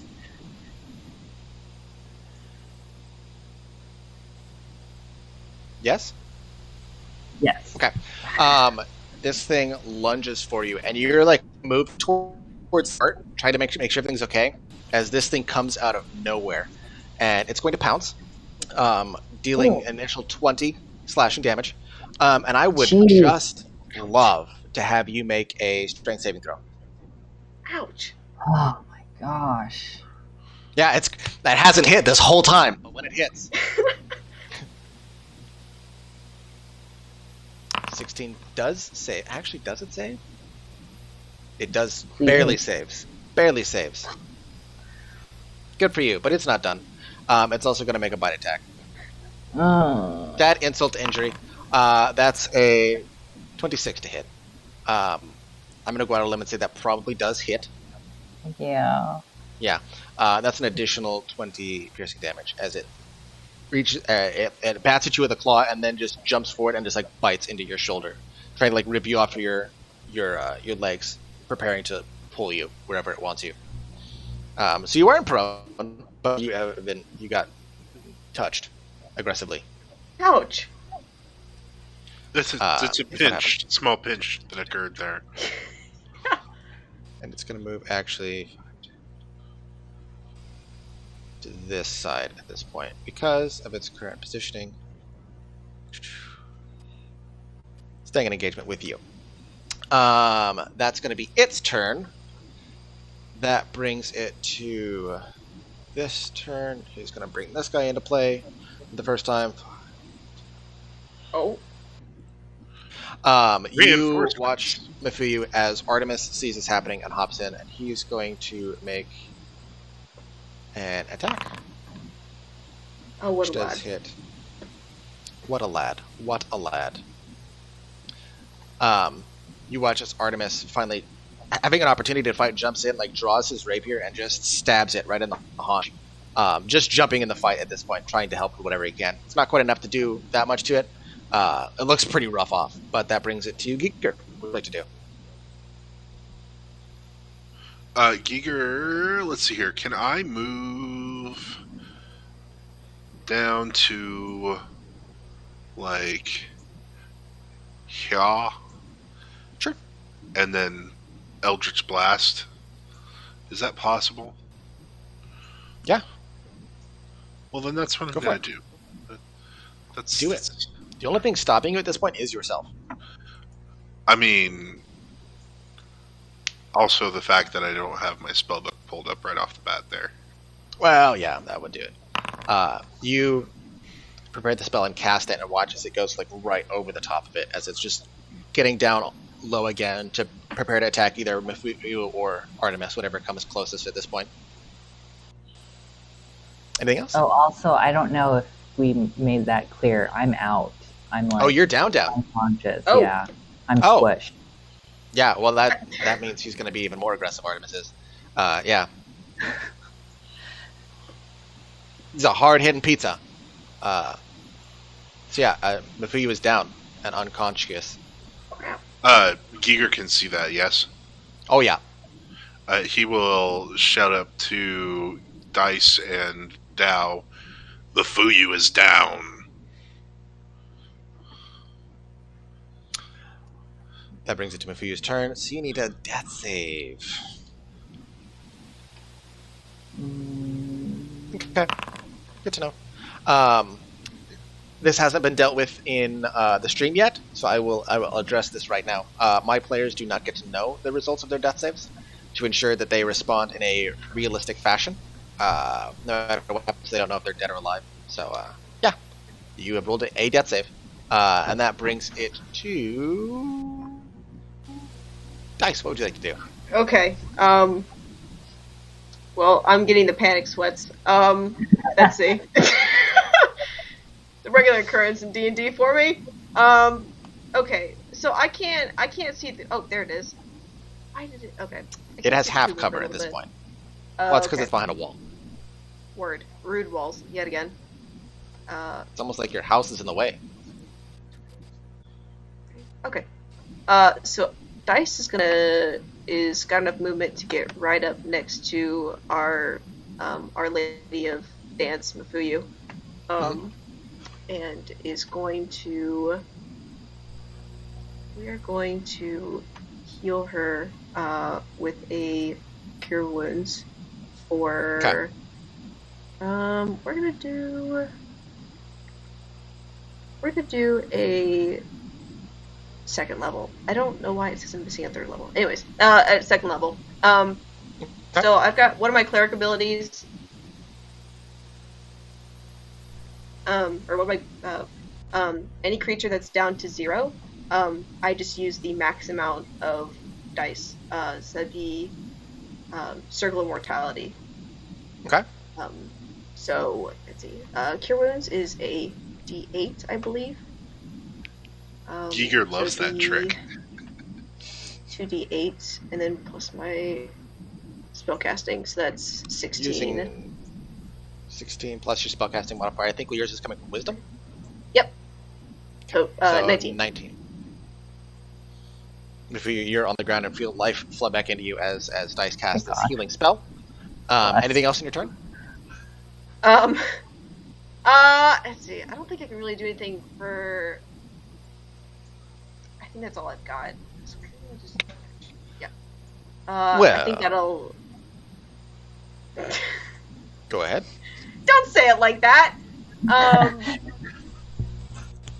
Let's see. Yeah, it's also an action. All right. Yeah. That'll be it for me. And I'm just gonna give the cougar a real nasty look.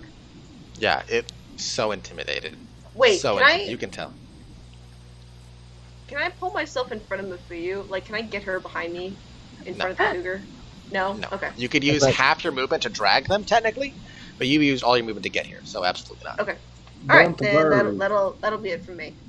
It's okay. What's Okay. the worst that could happen? It could, like, attack and kill her again. Like, it's fine. You know what? No! I'm just saying. But that brings it to Dao. What would you like to do, Dao? Hi, Mafuyu's prone, yes? Yes. I will. This is exactly 40 feet of movement. I will stand over Mafuyu, and I will whack this thing. And if it tries Okay. to hit Mafuyu, I will be putting myself and my body in the way. Okay. Aww. Quick! Uh-oh. Like I said, Nice. putting myself and my body in the way. Okay. I love this. Okay. So, Dao, if you would please, D100. You know the drill. Yeah, I like to be out here knowing that drill. For the audience, traditionally, Dao has either rolled only ones or only 20s, and there's no in between. And I guess Well, today's one never. of those days where it's just ones. Either pop off or I do nothing. 97. Again, See? 1s or 20s. Pop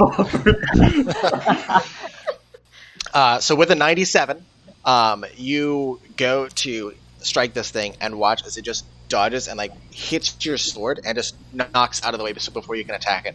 Almost bringing it in towards Dice, but you're able to like control your weapon. Doesn't do any damage or anything like that. It's just it pushes off and throws your balance off just a little bit. I would say you have disadvantage against strength saves right now because you're off balance. Does that seem fair? It's fine. Yeah, I'm going to whack again, sir. Okay. Whoosh. Where's the 20? 19 does hit. Go ahead and roll damage. It's 6. It's 6. Oh, it's already there. Yeah, duh. Sorry. Yeah. I can see No that worries. actually. It do be out here being 6 though. Okay. That is that. It doesn't look like it's doing very, very well. Anything else in your turn?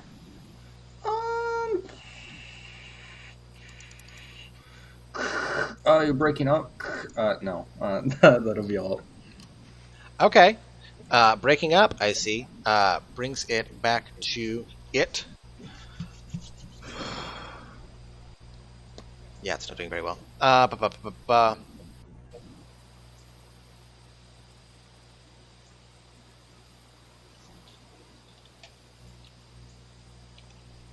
Cool.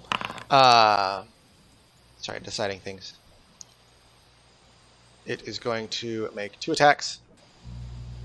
Just in fight or flight mode. First is Artemis, second is Dao.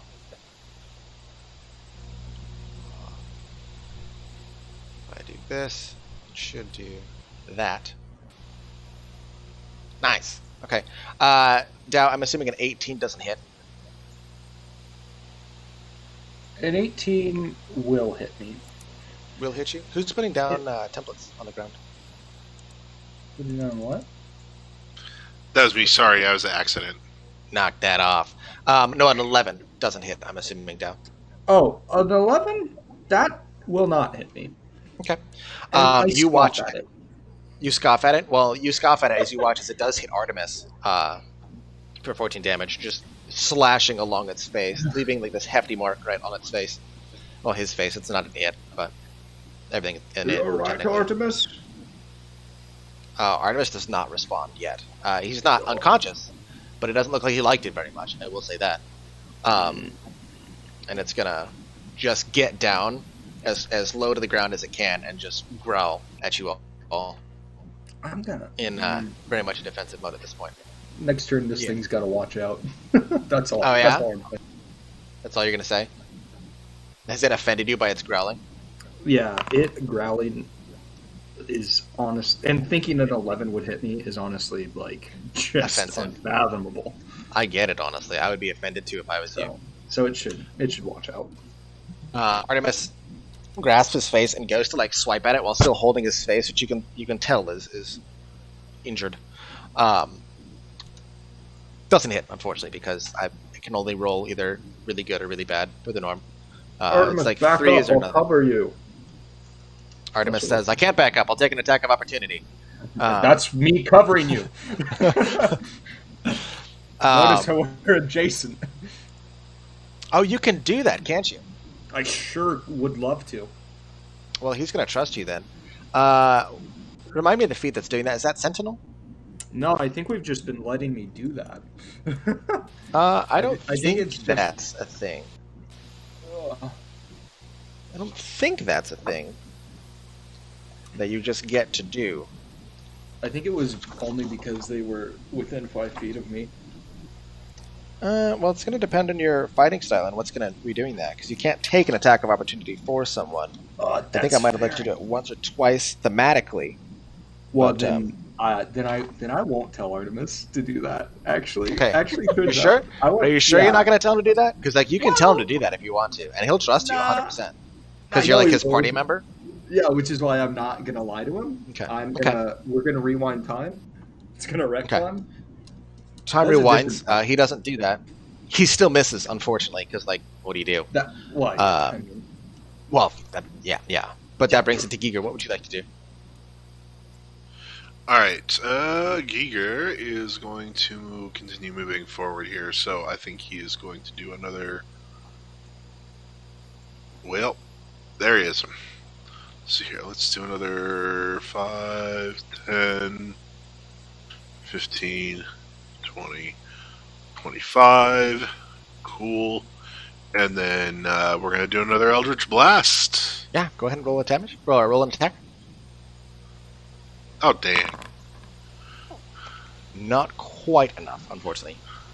You watch as it just gets low and kind of like scoots around, kind of like almost wrapping around Artemis and backing up just a little bit to get out of the way of that. Anything else? No, not that I can think of. Okay. That brings it to Mafuyu. What would you like to do? You are currently prone. There is a Dow on top of you. Seeing that Artemis got hurt, while kind of still on the floor, I'm going to cast invisibility at 3rd level so that I can cast invisibility on myself and Artemis. Okay.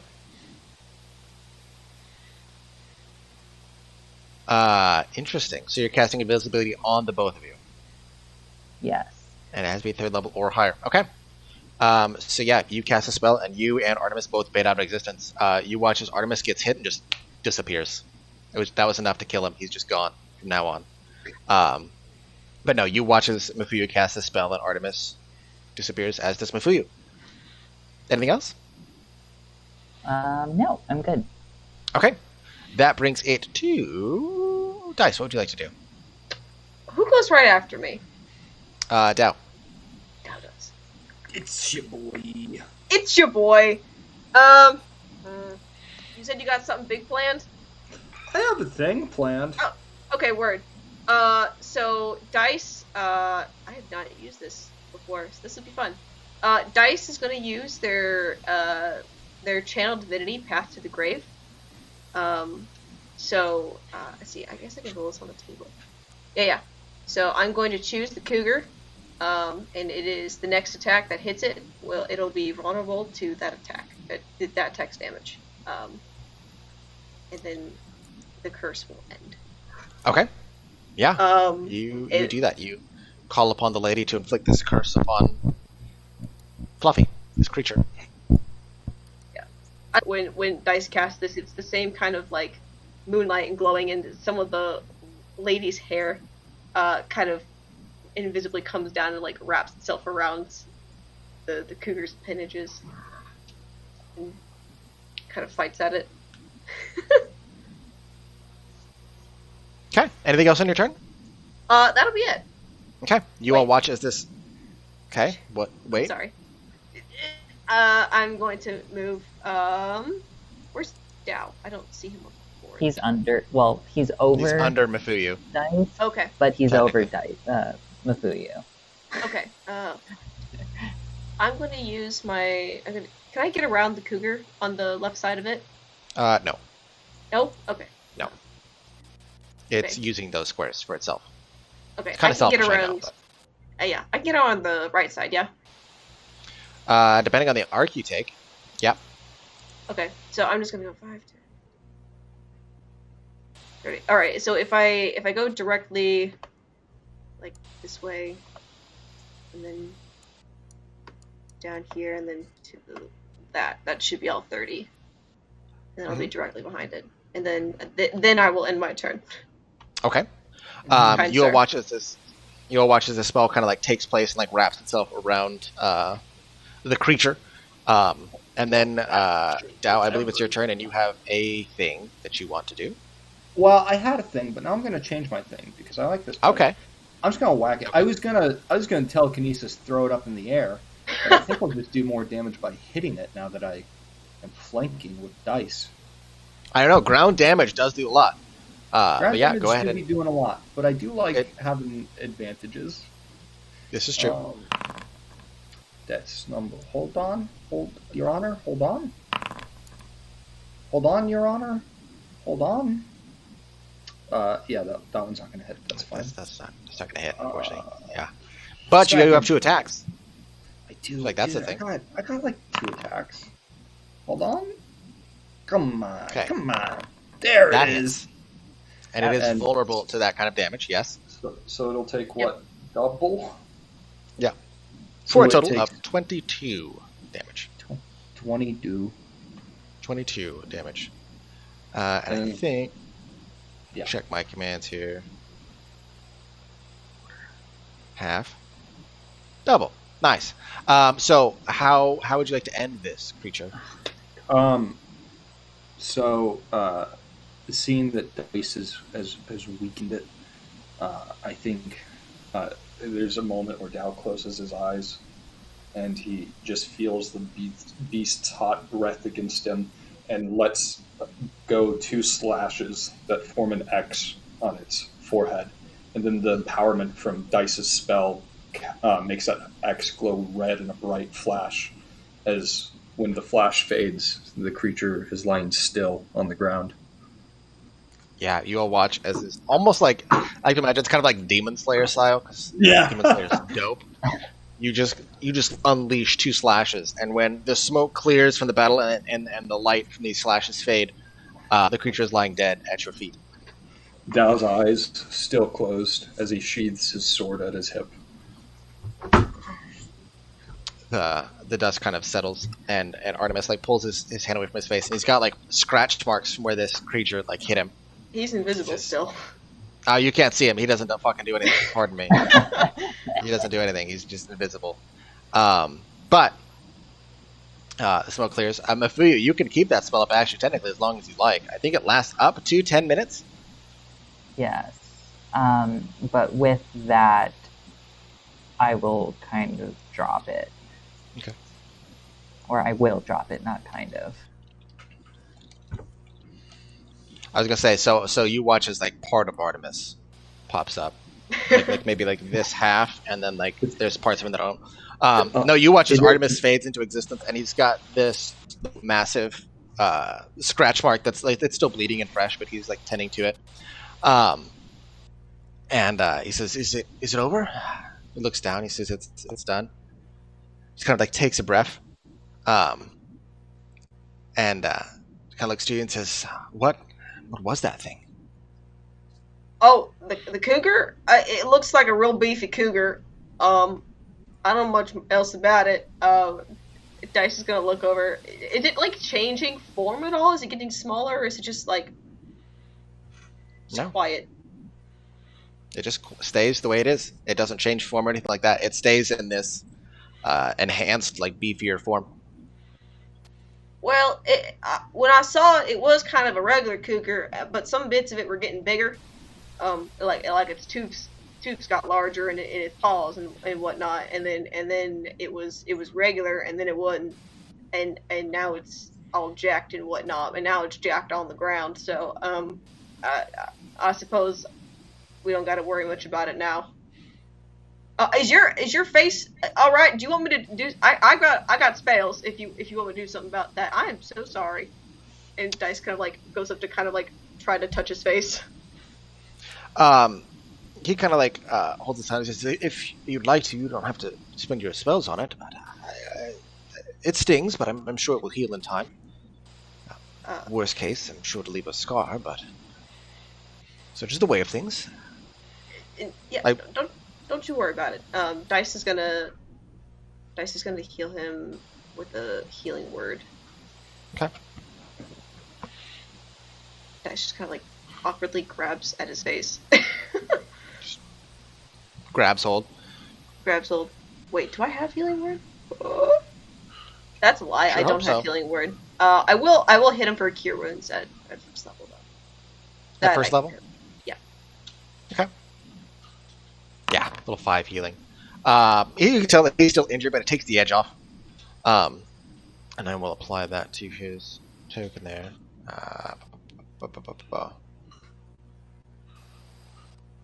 Oh.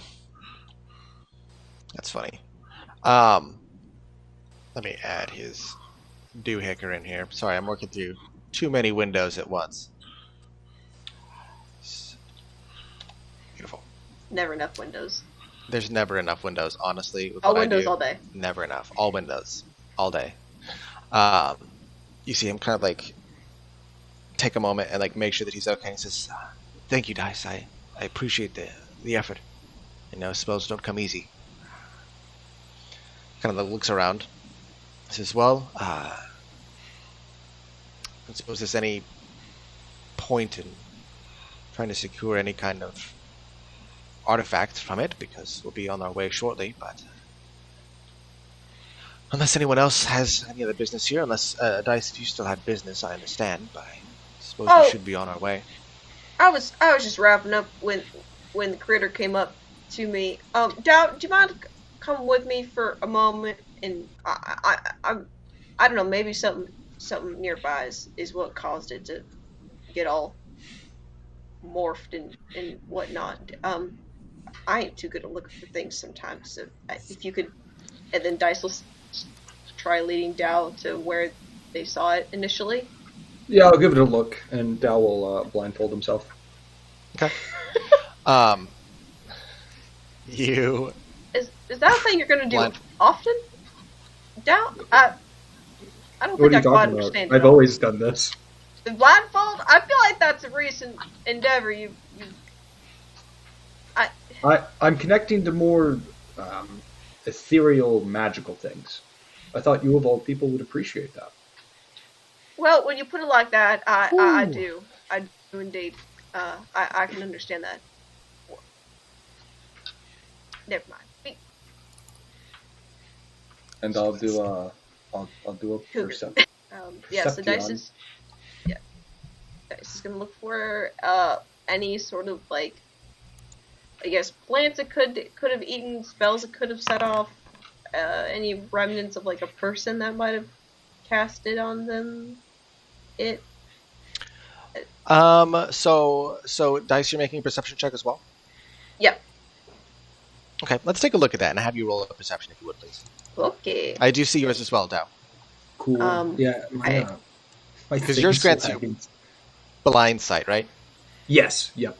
Okay. Specifically blind sight. I am going to cast guidance on myself as well, so I will Okay. add the D4 after. Yeah, you cast this incantation to cast this spell. Boop. Okay. With an 18, you look around and survey this corner of the house and the fields beyond, specifically where this cougar, this creature came from. At this point, like a lot of the fog has like burned off, but you see there's still some emanating from the wood area that hasn't quite, especially with the tree cover, it's not filled out. It's becoming more of like a mist there. But there's no remnants of a spell. You don't see anybody like lurking in the shadows or anything like that. There's no clear evidence as to what would have caused something like this, unfortunately. And now with your blind sight, you don't see anything that's like hiding or invisible. You're not sure what the cause of it was. Based on its trajectory, it would have been coming from kind of towards the wood, but you saw it when it was outside the wood to begin with, so you're not entirely certain. I have 2 theories. Would you like to hear them, Dice? Yes, sir. Theory 1 is that this was just some animal warped and twisted by the malevolent forces that are in the Silent Wood.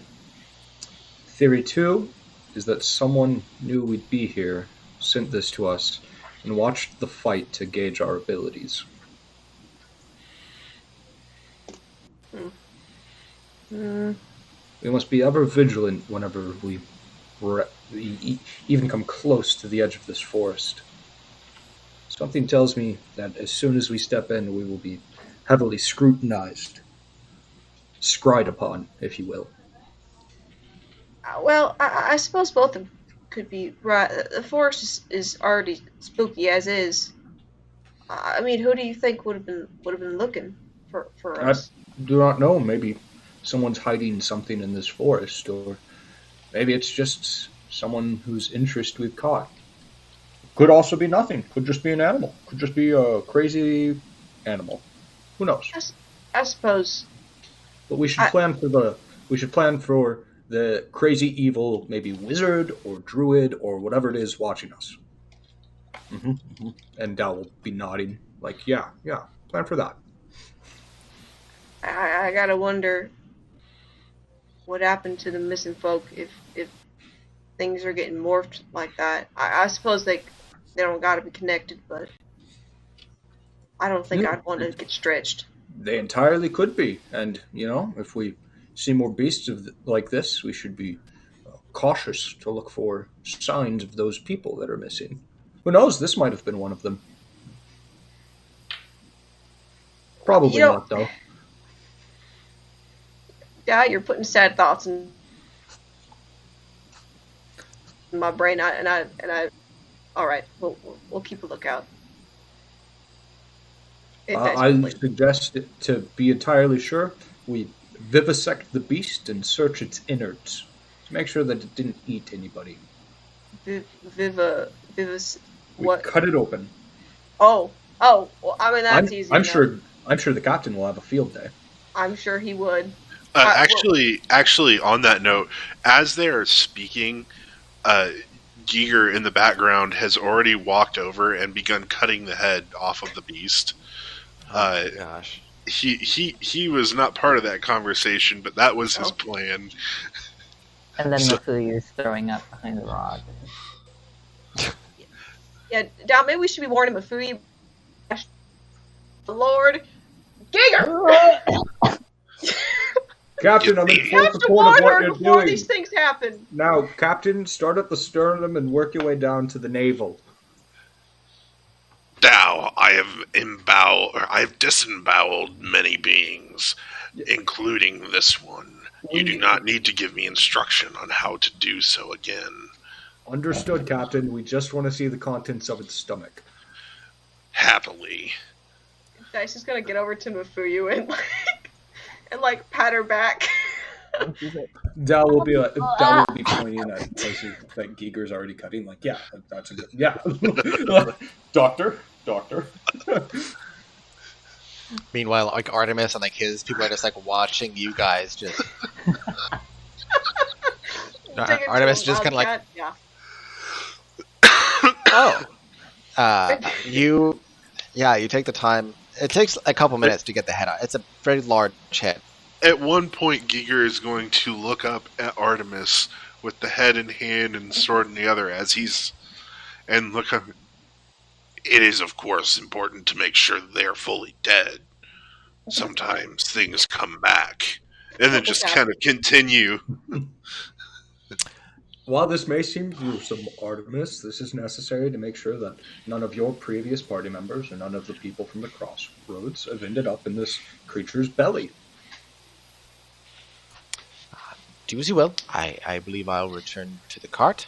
I don't think anyone can stop Giger now. We shall see. Giger is giggling in the background. Oh gosh. While you guys are being edgy, so first things first, it takes a minute to get the head off. Curious. I don't know if this qualifies as no, it's not. This is scientific exploration. No, this is an autopsy. I don't. Well, it's a necropsy, is what it is. It's a necropsy. Well, no. There you go. Technically, an autopsy is still something that's dead. You can't do an autopsy. I mean, you can, but you probably shouldn't do an autopsy on a living person. No, I don't know. vivisection is an Regardless, autopsy on a living person. An autopsy is a investigation into what killed the person, and then a necropsy is cutting something open after it's dead. So that's what we're doing right now. Okay, freaks me out that you know that. All of those. Autopsy. What killed this thing? You did. Yes. Yes. You did. You cut off the head. It takes a couple minutes to get this thing up because it's a massive head. You're looking at like head, revealing the contents of the stomach. It's an interesting thing because like what's in the stomach looks like small game, like rabbits and the like. But it is significantly emptier than you would have expected. You do not find any people parts. There's no folk in the bowels, if you will. But it can be surmised that when this transformation happened, what was in its stomach did not also transform. And so it transformed and was immediately exceptionally hungry, which is the thing. Yeah. Sorry, the chat zingers every time. I can't read the chat because I start laughing in the middle of sessions. But I'm not supposed to. Shame on you. Well, yeah. But you necropatize? You done cut the creature open. Is there anything else you for that I can answer? If you want to do like an investigation check, you can get into like full autopsical details. Oh, I'll give it a shot, if I may. Okay. Let's do an investigation check. What are you trying to figure out? Could I do a medicine check? I'd let you do a nature check, but not a medicine check, because you're not trying to heal it, and it doesn't have to deal with modern medicine. I'll do a they're the same. I'll do investigation. Well, oh, okay. I was going to say, well, what about animal handling? I know the animal's dead. But... You can handle it, but it's more just like body handling at this point, and that's a different role. Oh, that's like acrobatics? Or intimidation, maybe? No. This DC is just... so with the 19, what are you trying to figure out? Because you haven't expressed this yet. So I'm trying to see if in the stomach or anywhere in the digestive tract there are personal effects of any just people. Like if there's any like cloth or any like jewelry or anything that would have survived digestion or even being swallowed. No, not in this creature. No, this is not where folk have gone. You do find like animalistic remains, like it's definitely eaten animals, but not people. You don't find like personal effects or anything like that. Cool. No, seems fine. Don't think it ate any like person. Bunch of birds though. I mean, it used to be tiny. Well, not tiny, smaller. Well, yeah, the cougars are still pretty big. Yeah, probably could have let it go. Hindsight's 20/20. And Mithi's gonna kind of get up, kind of wipe off some stuff off of her face, and be like, "And did you guys sense any kind of magic or anything?"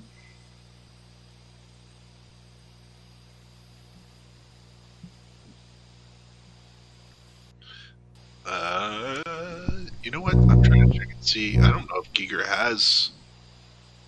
I do not. I don't think I can detect magic. thought- I can detect undead. That's about all I got. This is very dead. This is Oh. very dead. I will Very say. dead. I mean, I meant more so like when, because I think they went away from us down dice, correct? Yes. Oh, And we're looking for anything. Oh yeah. We didn't really find anything per se. I suppose it's I don't know, the woods or something.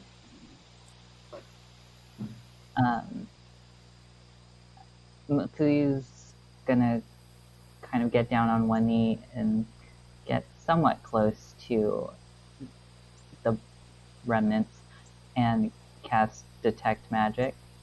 Okay. So it tells you any magical items within 30 feet. Yes. Yes. Let me Creature read the or- wording of that spell. Because it's any around, and then it faint aura around any visible creature or object in the area that bears magic. you do not detect any magic specifically in this area. You gather from that this either is not a magical item. It's not like a crystal in its belly that's causing it to transform, something like that. I would even add that you don't sense the remnants of a spell per se. This is definitely not like a natural transformation, but what caused it was not of magical nature per se. Gotcha.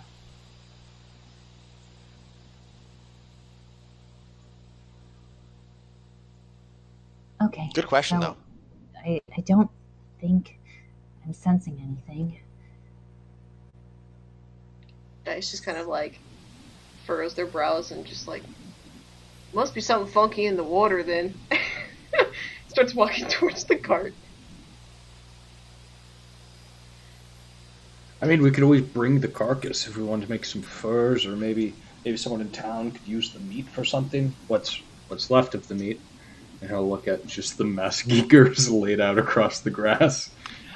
I mean, okay. So, to address this, first of all, with this in mind, being from a family that has hunted, with what you're trying to the information you're pulling from the creature, you haven't really spoiled the meat. Especially if dressed properly, you can field dress the animal, check the contents of the stomach, and not affect any of like hide, things like that, where you'd actually get the meat from. So if you guys want to, like, technically, the only issue you're going to have is it's just going to be out for a day. Or two, I'm down. or however long you're going to be out here. If we have the room. Okay. Are you proposing this to Artemis? Yeah. Okay. Do it, Artemis. What's not to love? evidently you have never eaten a predator. Artemis kind of like chimes in and says, well, if it's, I see the value in the trade goods, for sure. If it's a thing that you'd like, I don't really like the idea of having it near my cart, but we could certainly do that. Or I could have our companions like, hang it or something of that nature. Well, Tree. I didn't think about. I mean, one of the problems is that this might attract more wild creatures that smell the meat, like bears and things of that nature. That might be a problem. That was my thought as well, actually. Especially as we will be leaving the cart unattended, as I don't believe it would make it to the wood effectively. My main worry is any other predator that would smell the blood or something of that nature. If you want to take the time to skin it and take the skin, it would be acceptable to delay. It would Good mean friend that Artemis, I think we've wasted enough of your time with this. Personally, I concur. But So, on to the Silent Wood then, and I will look around to the rest of the party for approval. Yes, sir. Yes. if you're certain, I understand the importance of such rewards. We can always kill another. Great. Artemis, we're in your timetable at this point, so whatever you say goes. And we Agreed. should I'm make good time. caring I do not about fancy. those company. I do not fancy camping in a haphazard spot. Very well. With that, let's load up, and we will be on our way. Kind of like gestures everybody like get towards the carriage as they start to head off again, and he lets one of his companions drive the carriage at this point. Kind of just like tending to himself for just a minute because he still has a little bit of damage to deal with. And you begin your journey towards Silent Wood. It's an interesting thing, the Silent Wood, because you guys have been on the outskirts of it for a long time, but you've never entered the wood. And as you push forward into the wood, kind of like separating through the trees, and like you leave the cart a little bit to the side, kind of like hidden just slightly inside the wood, and then begin a slow, or what will be a slow march into it, kind of like parting the mist as you walk forward. The trees around you muffle everything. Even your footfalls seem to be distant, not as close as they should be here. And true to Dao's concern, there's this almost presence about you. Whether it's just the feel of like the damp earth beneath your feet that's muffling your footsteps, or the presence of the fog, or just the looming like overhead presence of the trees, because a lot of the journey that you guys have been on thus far, you had a short bout that was underground, but a lot of you guys have been in open field for a lot of this. And entering this wood for the first time, there's a level of just uncomfortability being watched. Not a bird, not a twig in the distance. It's just you, the trees, the steady footfalls of your crew, muffled by the crunching leaves, and this quiet. And that's where we'll end the session for next week. Thank you as always for joining us. We will pick up here next week as our first foray into the Silent Wood. And until that time, I hope you guys all have a great night. We love you. I am going to be starting a Twitter, which will be at Seatreader Audio, I believe, for updates on the stream. There's also, if you're interested, we have a Patreon if you'd like to support us. Otherwise, tune in here next week. We will start the stream at approximately with gameplay starting between 6:20 to 6:30 typically. We have our recap beforehand that kind of we're not really sure every time when that will start. Cool things incoming. First things first, we can use audio now on the stream, so we do have that. And we have permission to use some audio clips. So there will be sporadic audio at occasional intervals in the stream, mainly for like big moments because I'm trying to be very careful with what I use. But I think that's the gist. And I apologize if it's kind of jarring to have it and then not have it. It's just dealing with licensing and stuff like that. I really don't want to run the risk of upsetting anybody using something without permission accidentally. Or just any of that mess. So we do have some tracks, and I'll be sourcing others, but I have hundreds to sort through, which is a pain. But I love you guys. I will see you next week. I hope you guys enjoy your week. And yeah, with that, I think I'm gonna transition us out into